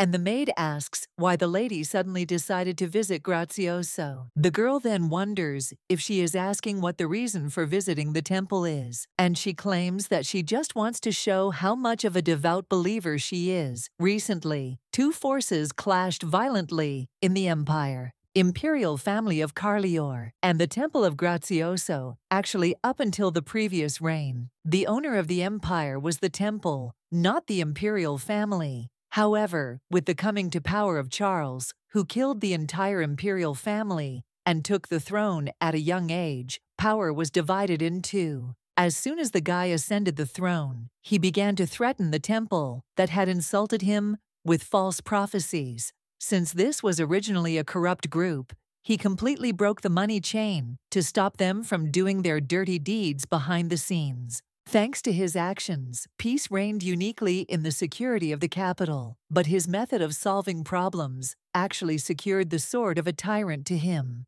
In general, if in such a situation she shows deep devotion to the temple, which is the enemy of the imperial house, then wouldn't this put her as the emperor's bride in a difficult position? The maid, at this time, looks at the box and asks if this is not the necklace that was given to her for her 17th birthday, and let the girl not say that she is going to donate such a valuable thing to the temple. The main character replies that she doesn't care, and that in any case, it is of no value to her, and the temple will obviously like her offering, because she heard that the nobles have stopped all financial support, and for worrying about the imperial palace. And the young lady, she asks if in such a situation, they would not want to get something profitable. Scarlet understands that she doesn't like all this, because it's about the temple, but for the sake of breaking off the engagement, it's not the right time to weigh what's good and what's bad, after which the girl heads to the temple. One of the accomplices then says that let the light gracefully dwell in the believers, and then greets his sister. The main character then answers hallelujah, and the maid thinks in her thoughts that the mistress should have said, Amen. The man at this time tells the sister to go again. He will take her to the chapel, and the girl replies that no, and let him not take her to the chapel and to the altar. The man then looks at the girl, a little surprised, and asks if she really came to share God's grace. The young lady thinks that just look at it. And what did she say? Because she said that they would really like her gift. The man then apologizes for not immediately recognizing her intention and tells the girl to wait a little, because he will check the altar and return. The main character notes that they will wait. The girl also understands that the altar is in the center of the temple, and we are talking about a multifunctional hall, and where the high priest preaches the word of God and also openly welcomes guests, and they conduct various temple rituals. Donations from nobles also came there, and since there is open space in all directions, it is ideal for demonstrating your religious beliefs. And in this gesture, there are hidden words about who donated how much. At this time, someone says that the sister should pass quickly, and the young lady then understands that the temple is visible in full view. At this time, one of the priests approaches her and greets the lady in the temple of Grazioso. Scarlet understands that if you say the word money, you can easily meet the high priest. The man at this time claims that he heard that the girl came to the altar to make a donation, after which he puts his hand and asks the young lady to place the donation box to the temple in that box. Scarlet then realizes that it is completely empty and then asks if she can pray. However, the man only asks if it is worth skipping the prayer, and the young lady then asks what he is talking about. However, the high priest asks the girl if she thinks that this empty box needs prayer now, and the main character then understands that she only has to look at him because the priest openly tells her to turn out her pockets. But then the young lady orders Lucy to open the box and so obeys her mistress. The girl understands that since she decided to make donations, she must do it with her own hands. Then the girl claims that she will make a donation for the prosperity of the temple. However, then the young lady sees something and is a little surprised. She realizes that this is a drawing of a black hyena, and the maid then turns to the mistress and asks what's wrong with her. The girl only replies that she suddenly remembered something. Well then, he thinks that this is all a little strange. And also, doesn't anyone see this clearly drawn image? But even if they see, they still won't understand what's what. After all, this is a new symbol of the dark magicians, and aptly called the constellation Ricos. Well, the girl thinks why the new mark of the dark magicians is depicted on the temple donation box. After which, she looks at the priest, who only asks what's wrong with her sister, and that she shouldn't stand idle, and rather make a donation. However, the main character tells him to wait, and understands that everything is just confusing, but she refuses to get involved with the dark sorcerers. The girl then turns to Lucy, and tells her to take her things because they are returning to the carriage.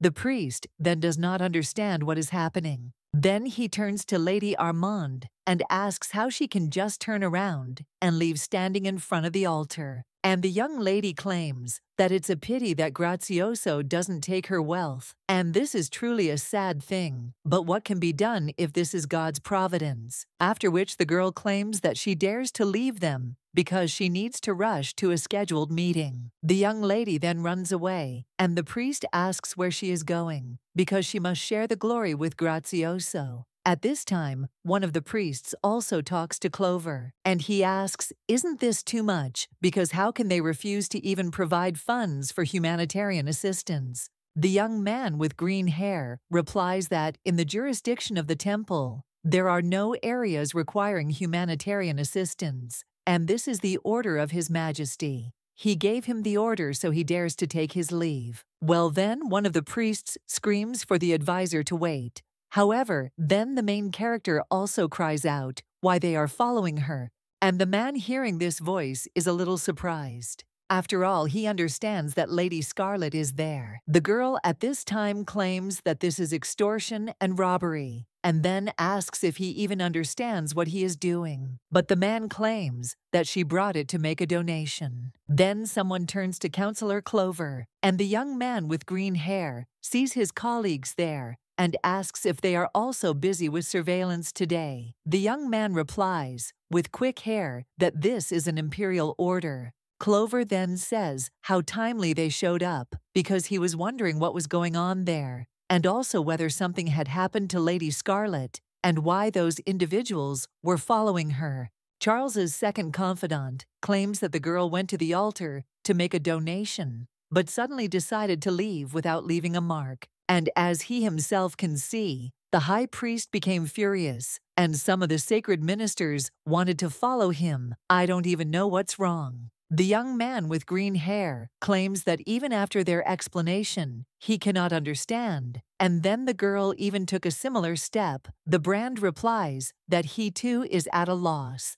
With red hair, he claims that he really has no idea what Lady Armand is doing. And how do those heavy-assed idiots protect the reputation of that bastard, even though they would immediately stick their heads in the sand if the ball was pointed at them? Clover claims that he still thinks that they should take action. So let them tell Lady Armand's coachman to drive up to the back entrance. And the young man with black hair agrees, and then asks if Clover will report what happened to His Majesty. And the guy replies that of course, and the Emperor will really like it. The main character at this time understands that this is the end of the world and the apocalypse, but the world in which she will have to live in the future is terrible. Therefore, the girl thinks, can she ignore something like that? Because despite the fact that the temple was a villain, it was still far from the new group of dark magicians, Dracara, from the constellation Ricos, that appeared later.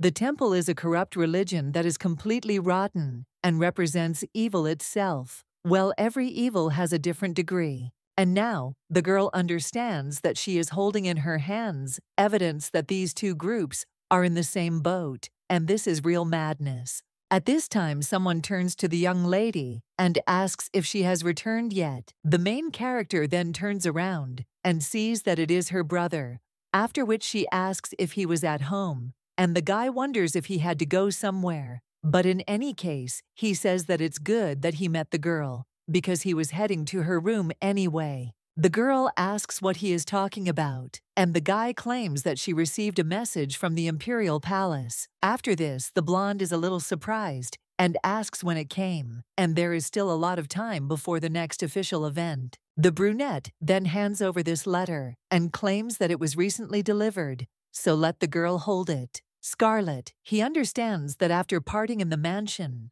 the Emperor acted as if he had no intention of getting in touch with her, so the young lady wonders what has come over him now. After which, she reads the lines from the letter and asks what it is. The girl also thinks why the manner of writing has become so friendly, because it even says that he is looking forward to their meeting. Scarlet understands that the Emperor's letter is saturated with sweet notes that have never been observed before, and when goosebumps begin to run through her body, the young lady thinks that this guy says that he wants to see each other before the planned official event, but he still doesn't understand why. At this time, Isar turns to his sister and asks what is written there, and the girl only replies that he should wait a little. After all, you first need to read the contents of the letter yourself. Well, then the girl also notices Mother and asks if she has returned. But the woman asks why the two of them are there at this hour. The guy replies that he needed to give Scarlet something,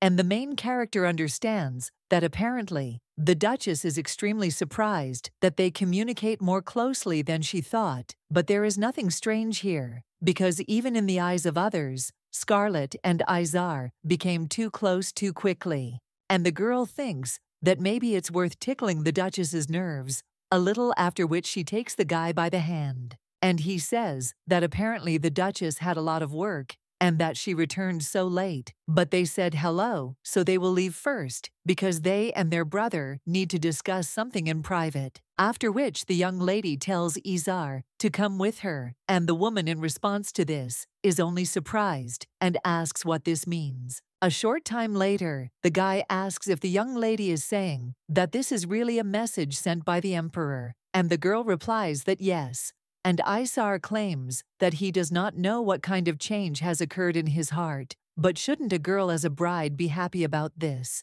However, he still asks why she is in such a depressed mood. Well, the young lady replies that it's none of his business. The girl understands that Charles must have heard about the commotion caused by her in the temple, but for some reason, instead of being ashamed of her, he became more friendly. And the young lady thinks that she does not understand the tyrant's train of thought at all, and she never expected that their meeting would take place so soon. So the girl thinks what she should do this time. And the guy claims that in any case, the syllable with which this letter is written does not fit at all with the guy's face. And the young ladies ask what he is talking about. Isar claims that it is as sharp as a bone-chilling cold wind, and he asks if this type is really his sister's taste. After this, the girl just grabs the boy's latch, and he asks what came over her, but the young lady tells him not to move and sit still. Then he asks, is it really from Izar's point of view?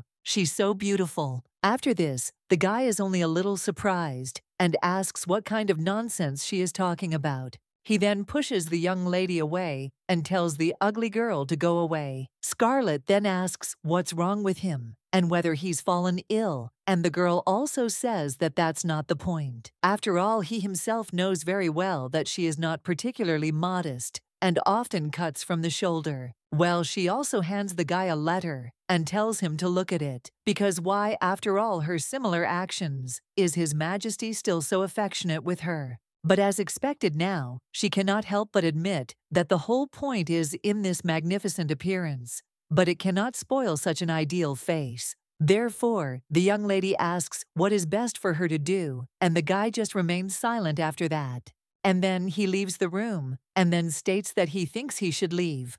Scarlet asks if he's already leaving, but claims that it's not even 8 yet. The young man then says, let her too give up these inventions and go to bed early. And the main character understands that of course there is a high probability that this is not so. But has she really managed to catch the tyrant in her net? But if the guy really doesn't want to break off the engagement because of her beauty, what does it mean? Now all that's left is the face. Hey, the girl understands what she needs. Destroy all the Emperor's illusions about himself. So time passed, and the day of the appointed meeting arrived. A short time later, the girl claims that she plans to meet His Majesty today at the Imperial Palace for lunch and thinks that they understand how important this day is for the one who is his bride. Therefore, the main character tells the maids to quickly begin preparations. Well, then the young lady also notices the new maid and asks who she is, because this is the first time she has seen her. The girl with red hair claims to be Nancy, and she has also been working at the mansion for about a year. Scarlett then apologizes and says that anyway, she asked them to make her up as beautiful as possible today. Lucy replies that they will do their best, and the young lady says that she won't have to try too hard because she has ideal beauty by nature. Well, of course, then she answers that she will do everything possible. And the main character understands that if possible, she should strive for a more dramatic effect, and if at first she appears in all her splendor and then spoils this appearance, then his illusions regarding her will be shattered to smithereens. The maid at this time turns to the mistress and asks what dress she will wear, and the girl replies that she doesn't even know, and maybe the blue one they bought last time. But Lucy asks if they promised hot weather today. Well, the main character asks what's wrong with Togo, because she's not really going to move today, and the maid claims that in such weather it's clearly too much to wear a dress made of thick fabric. The lady immediately with red hair then turns to Mrs. Scarlett, after which she hands her a dress and asks how she would like this option. The young lady then examines the dress, and the maid claims that she was trying to alter the dress that she told her to throw away the other day, and it seemed to her that it would suit the lady if she added a little gloss.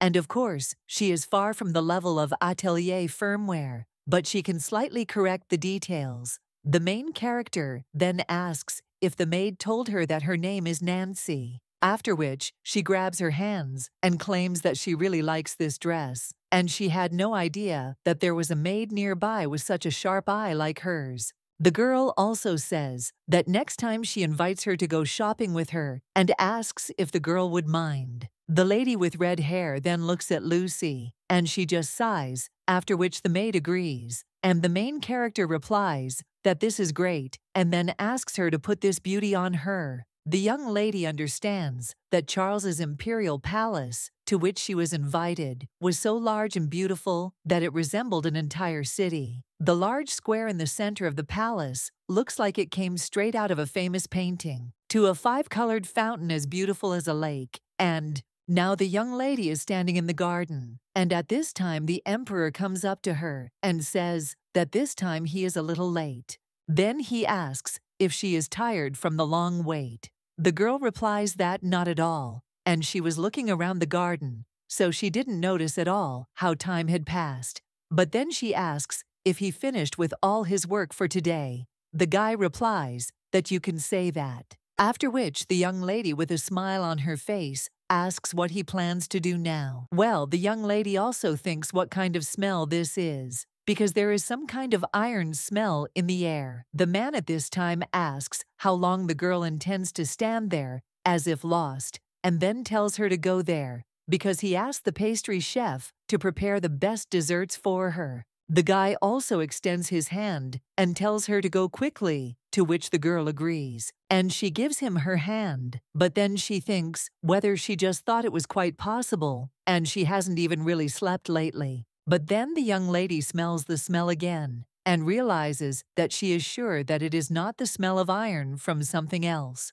After which the young lady turns to His Majesty and asks if he was injured. The guy asks what she is talking about, and the young lady just confirms that he smells a red liquid. The young lady understands that 4 first-class assassins snuck into the room while the emperor was sleeping, and it took only a few seconds to plunge them into eternal sleep, without even letting the boys make a last utterance. Well, he thought, why did this have to happen today? Because today is the day of the meeting with the interesting girl, and he had to deal with the assassins from Pan. And this is a terrible place, in which they even use pine trees. And now the result of cooperation between this place and the temple has unfolded before him. The guy also thinks that this is a little cruel, and understands that this is something that he could not avoid, no matter how hard he tried. This is a spell cast using divine power. The young lady at this time turns to him and asks if he will say anything, because there is a clear smell of red liquid. But the guy then wonders what if. So, well, the main character at the same moment turns to him and tells him to let her see exactly where he got hurt.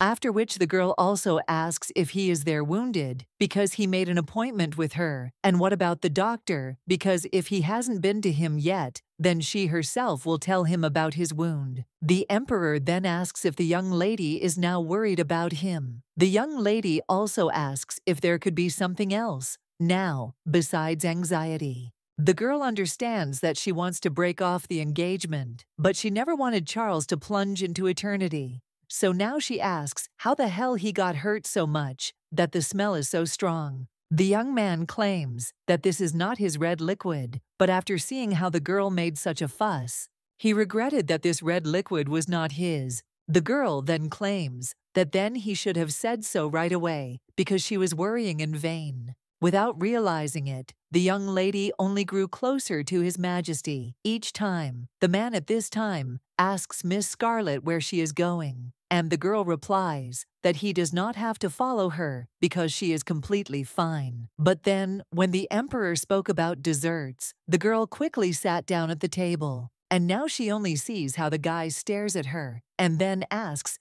if she will ask what exactly happened, after which the girl asks whether this should be done. Well, the emperor only claims that early this morning, the assassins from Pan tried to put him into eternal sleep, and there were 4 of them, so this is clearly more than usual. The young lady then says that this is how it is, and claims that he has a hard time with such a high position. But the main character, seeing his look, thinks what's wrong again. And has she really made some kind of mistake? Therefore, the girl says that nevertheless, the fact that we are talking about assassins from Pan makes us a little worried. After all, when she encountered them, last time she was very scared, although they were clearly far from His Majesty. The young lady also says that she thinks it's time for her to finish eating, and the man replies that she can eat more. Well, the girl claims that she is full, and thinks that in such an awkward situation, not a piece will fit into her. His Majesty at this time turns to the young lady and says that today she said that she needed to show him something. The girl replies that yes, that's right, because she's going to show something. The young lady also thinks that she should get ready because she forgot about everything because of this smell of red liquid. But in any case, everything turned out for the best, because recently he continues to sit with a sour expression, and now it will destroy his illusions, and at the same time make him a little distracted from his heavy thoughts. So now the young lady turns to His Majesty, and he asks Togo to watch carefully. The girl understands that we are talking about what she has been working day and night for the last 3 days, after which the girl brings her hands to her mouth and shows the face of a monkey, after which he also shows the pig, and then the man just asks what Miss Scarlet is doing now. The young lady then realizes that she is more embarrassed than she thought, and claims that the emperor looked as if he was out of sorts. That same evening, the colleague just laughs and asks that he is serious. Every time he sees Miss Armand, he never ceases to be surprised. But what was she even thinking about doing something like that in front of His Majesty? The brunette then tells the guy to stop laughing because the girl is, after all, His Majesty's bride. And the guy then asks what he's talking about, and she thinks the other guy also thought it was funny. But then His Majesty comes into the room, and the guys ask him how the meeting went. The emperor only claims that Pan will be cleansed, and the young man with red hair says that finally His Majesty made the right decision. The brunette then asks if this is too sudden, because he still hasn't turned a blind eye to their ruthless actions. And as you know, Pan is just a group of assassins, but didn't His Majesty himself order them to respect their merits and traditions, which date back to the founding of the empire? The emperor then replies that he doesn't care about that. Let them prepare troops for immediate departure. The brunette then replies that he is listening, and then he will ask the advisor to adjust His Majesty's schedule, but the guy replies that he won't go.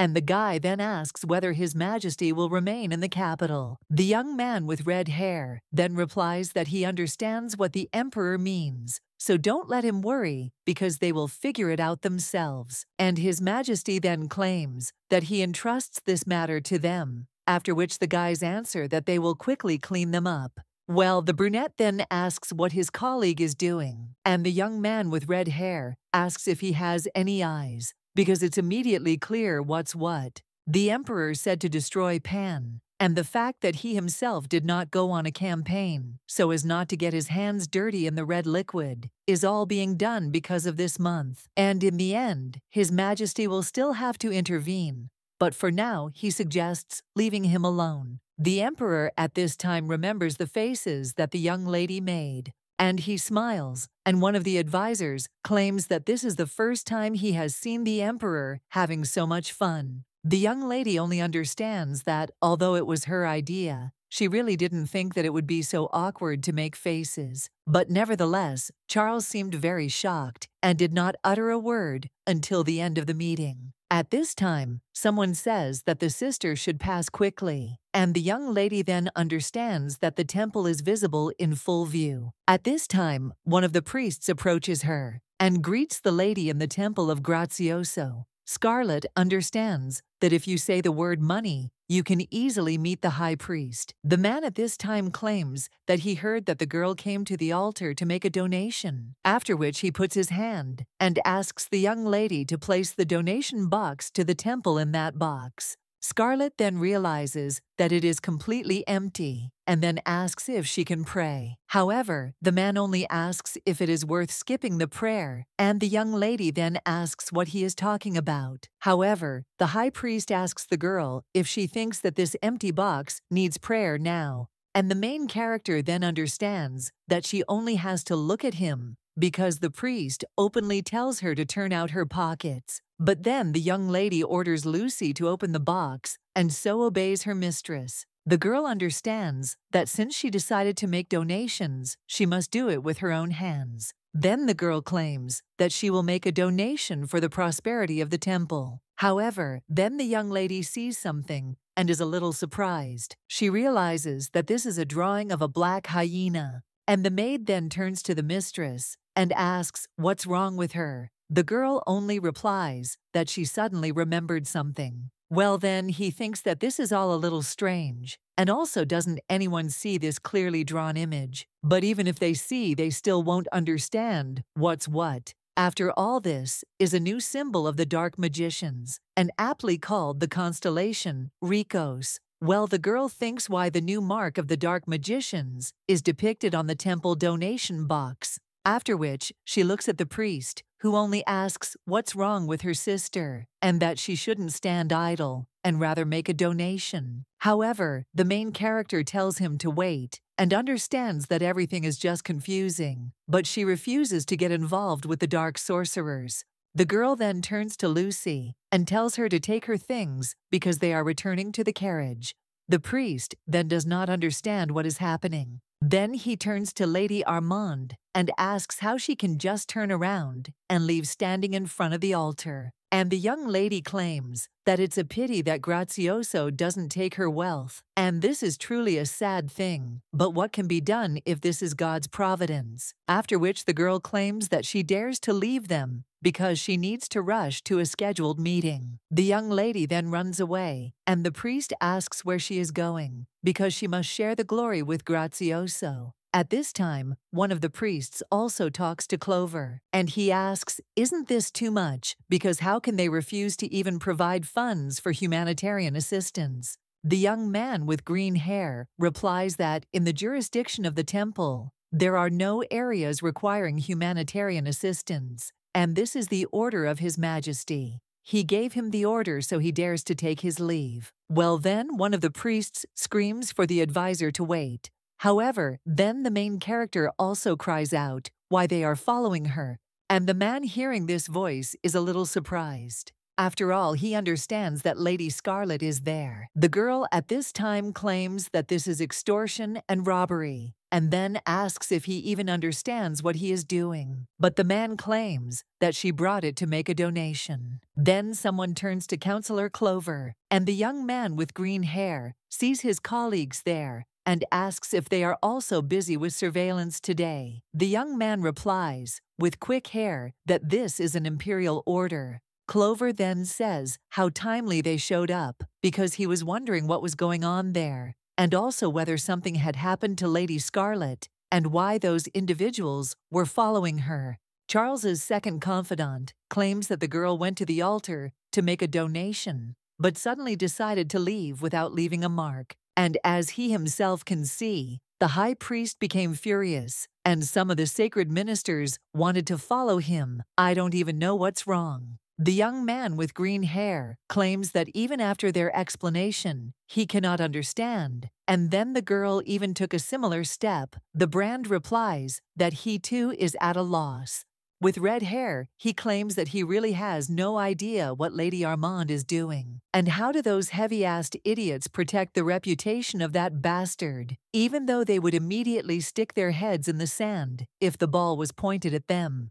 Clover claims that he still thinks that they should take action. So let them tell Lady Armand's coachman to drive up to the back entrance. And the young man with black hair agrees, and then asks if Clover will report what happened to His Majesty. And the guy replies that of course, and the Emperor will really like it. The main character at this time understands that this is the end of the world and the apocalypse, but the world in which she will have to live in the future is terrible. Therefore, the girl thinks, can she ignore something like that? Because despite the fact that the temple was a villain, it was still far from the new group of dark magicians, Drakara, from the constellation Rikos, that appeared later. The temple is a corrupt religion that is completely rotten and represents evil itself. Well, every evil has a different degree. And now, the girl understands that she is holding in her hands evidence that these two groups are in the same boat, and this is real madness. At this time, someone turns to the young lady and asks if she has returned yet. The main character then turns around and sees that it is her brother, after which she asks if he was at home, and the guy wonders if he had to go somewhere. But in any case, he says that it's good that he met the girl, because he was heading to her room anyway. The girl asks what he is talking about, and the guy claims that she received a message from the Imperial Palace. After this, the blonde is a little surprised and asks when it came, and there is still a lot of time before the next official event. The brunette then hands over this letter and claims that it was recently delivered, so let the girl hold it. Scarlet, he understands that after parting in the mansion, the Emperor acted as if he had no intention of getting in touch with her, so the young lady wonders what has come over him now. After which, she reads the lines from the letter and asks what it is. The girl also thinks why the manner of writing has become so friendly, because it even says that he is looking forward to their meeting. Scarlet understands that the Emperor's letter is saturated with sweet notes that have never been observed before, and when goosebumps begin to run through her body, the young lady thinks that this guy says that he wants to see each other before the planned official event, but he still doesn't understand why. At this time, Isar turns to his sister and asks what is written there, and the girl only replies that he should wait a little. After all, you first need to read the contents of the letter yourself. Well, then the girl also notices Mother and asks if she has returned, but the woman asks why the two of them are there at this hour. The guy replies that he needed to give Scarlet something, and the main character understands that apparently the Duchess is extremely surprised that they communicate more closely than she thought. But there is nothing strange here, because even in the eyes of others, Scarlet and Izar became too close too quickly, and the girl thinks that maybe it's worth tickling the Duchess's nerves a little, after which she takes the guy by the hand. And he says that apparently the Duchess had a lot of work and that she returned so late, but they said hello, so they will leave first because they and their brother need to discuss something in private. After which the young lady tells Izar to come with her, and the woman in response to this is only surprised and asks what this means. A short time later, the guy asks if the young lady is saying that this is really a message sent by the emperor, and the girl replies that yes. And Isar claims that he does not know what kind of change has occurred in his heart, but shouldn't a girl as a bride be happy about this? However, he still asks why she is in such a depressed mood. Well, the young lady replies that it's none of his business. The girl understands that Charles must have heard about the commotion caused by her in the temple, but for some reason, instead of being ashamed of her, he became more friendly. And the young lady thinks that she does not understand the tyrant's train of thought at all, and she never expected that their meeting would take place so soon. So the girl thinks what she should do this time. And the guy claims that in any case, the syllable with which this letter is written does not fit at all with the guy's face. And the young ladies ask what he is talking about. Isar claims that it is as sharp as a bone-chilling cold wind. And he asks if this type is really his sister's taste. After this, the girl just grabs the boy's latch, and he asks what came over her, but the young lady tells him not to move and sit still. Then he asks, is it really from Isar's point of view? She's so beautiful. After this, the guy is only a little surprised and asks what kind of nonsense she is talking about. He then pushes the young lady away and tells the ugly girl to go away. Scarlet then asks what's wrong with him and whether he's fallen ill, and the girl also says that that's not the point. After all, he himself knows very well that she is not particularly modest and often cuts from the shoulder. Well, she also hands the guy a letter and tells him to look at it, because why, after all her similar actions, is His Majesty still so affectionate with her? But as expected now, she cannot help but admit that the whole point is in this magnificent appearance, but it cannot spoil such an ideal face. Therefore, the young lady asks what is best for her to do, and the guy just remains silent after that. And then he leaves the room, and then states that he thinks he should leave. Scarlet asks if he's already leaving, but claims that it's not even 8 yet. The young man then says, let her too give up these inventions and go to bed early. And the main character understands that of course there is a high probability that this is not so. But has she really managed to catch the tyrant in her net? But if the guy really doesn't want to break off the engagement because of her beauty, what does it mean? Now all that's left is the face. Hey, the girl understands what she needs. Destroy all the emperor's illusions about himself. So time passed, and the day of the appointed meeting arrived. A short time later, the girl claims that she plans to meet His Majesty today at the Imperial Palace for lunch, and thinks that they understand how important this day is for the one who is his bride. Therefore, the main character tells the maids to quickly begin preparations. Well, then the young lady also notices the new maid and asks who she is, because this is the first time she has seen her. The girl with red hair claims to be Nancy, and she has also been working at the mansion for about a year. Scarlet then apologizes and says that anyway, she asked them to make her up as beautiful as possible today. Lucy replies that they will do their best, and the young lady says that she won't have to try too hard because she has ideal beauty by nature. Well, of course, then she answers that she will do everything possible. And the main character understands that if possible, she should strive for a more dramatic effect, and if at first she appears in all her splendor and then spoils this appearance, then his illusions regarding her will be shattered to smithereens. The maid at this time turns to the mistress and asks what dress she will wear, and the girl replies that she doesn't even know, and maybe the blue one they bought last time. But Lucy asks if they promised hot weather today. Well, the main character asks what's wrong with Togo, because she's not really going to move today. And the maid claims that in such weather, it's clearly too much to wear a dress made of thick fabric. The lady immediately with red hair then turns to Mrs. Scarlet, after which she hands her a dress and asks how she would like this option. The young lady then examines the dress, and the maid claims that she was trying to alter the dress that she told her to throw away the other day. And it seemed to her that it would suit the lady if she added a little gloss.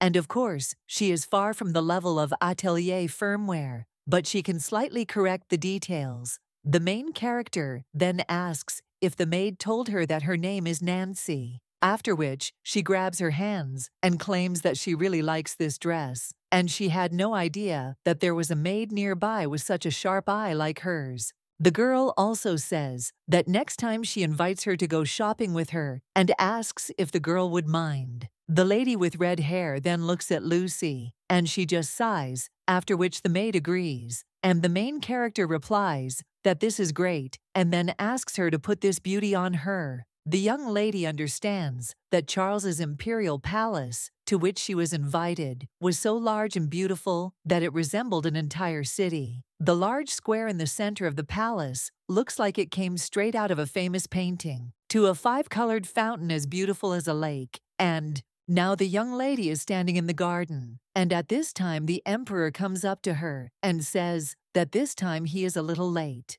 Then he asks if she is tired from the long wait. The girl replies that not at all, and she was looking around the garden, so she didn't notice at all how time had passed. But then she asks if he finished with all his work for today. The guy replies that you can say that. After which, the young lady with a smile on her face asks what he plans to do now. Well, the young lady also thinks what kind of smell this is, because there is some kind of iron smell in the air. The man at this time asks how long the girl intends to stand there, as if lost, and then tells her to go there, because he asked the pastry chef to prepare the best desserts for her. The guy also extends his hand and tells her to go quickly, to which the girl agrees, and she gives him her hand. But then she thinks whether she just thought it was quite possible, and she hasn't even really slept lately. But then the young lady smells the smell again and realizes that she is sure that it is not the smell of iron from something else.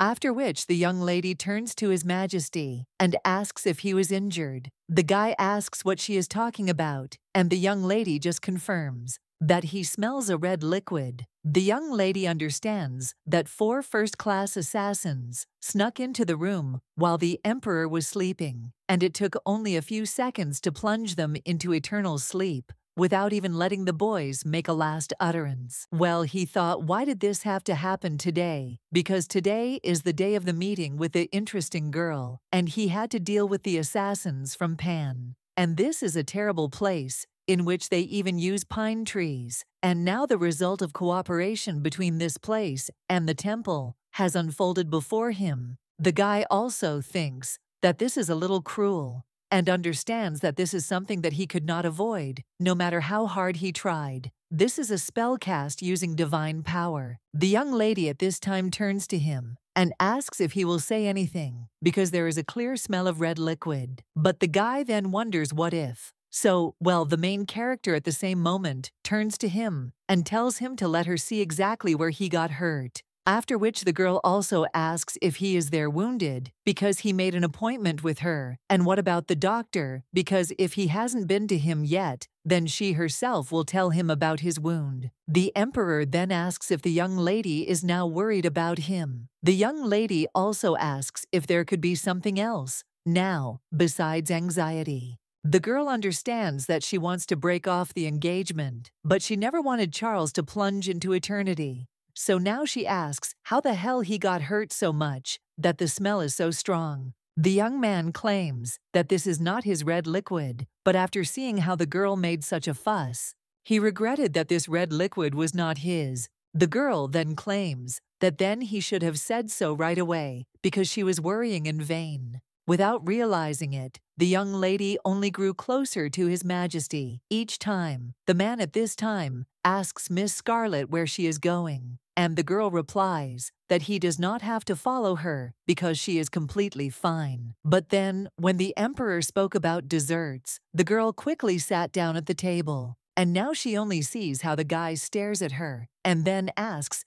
if she will ask what exactly happened. After which, the girl asks whether this should be done. Well, the emperor only claims that early this morning, the assassins from Pan tried to put him into eternal sleep, and there were 4 of them, so this is clearly more than usual. The young lady then says that this is how it is, and claims that he has a hard time with such a high position. But the main character, seeing his look, thinks what's wrong again, And has she really made some kind of mistake? Therefore, the girl says that nevertheless, the fact that we are talking about assassins from Pan makes us a little worried. After all, when she encountered them, last time she was very scared, although they were clearly far from His Majesty. The young lady also says that she thinks it's time for her to finish eating, and the man replies that she can eat more. Well, the girl claims that she is full, and thinks that in such an awkward situation, not a piece will fit into her. His Majesty at this time turns to the young lady and says that today she said that she needed to show him something. The girl replies that yes, that's right, because she's going to show something. The young lady also thinks that she should get ready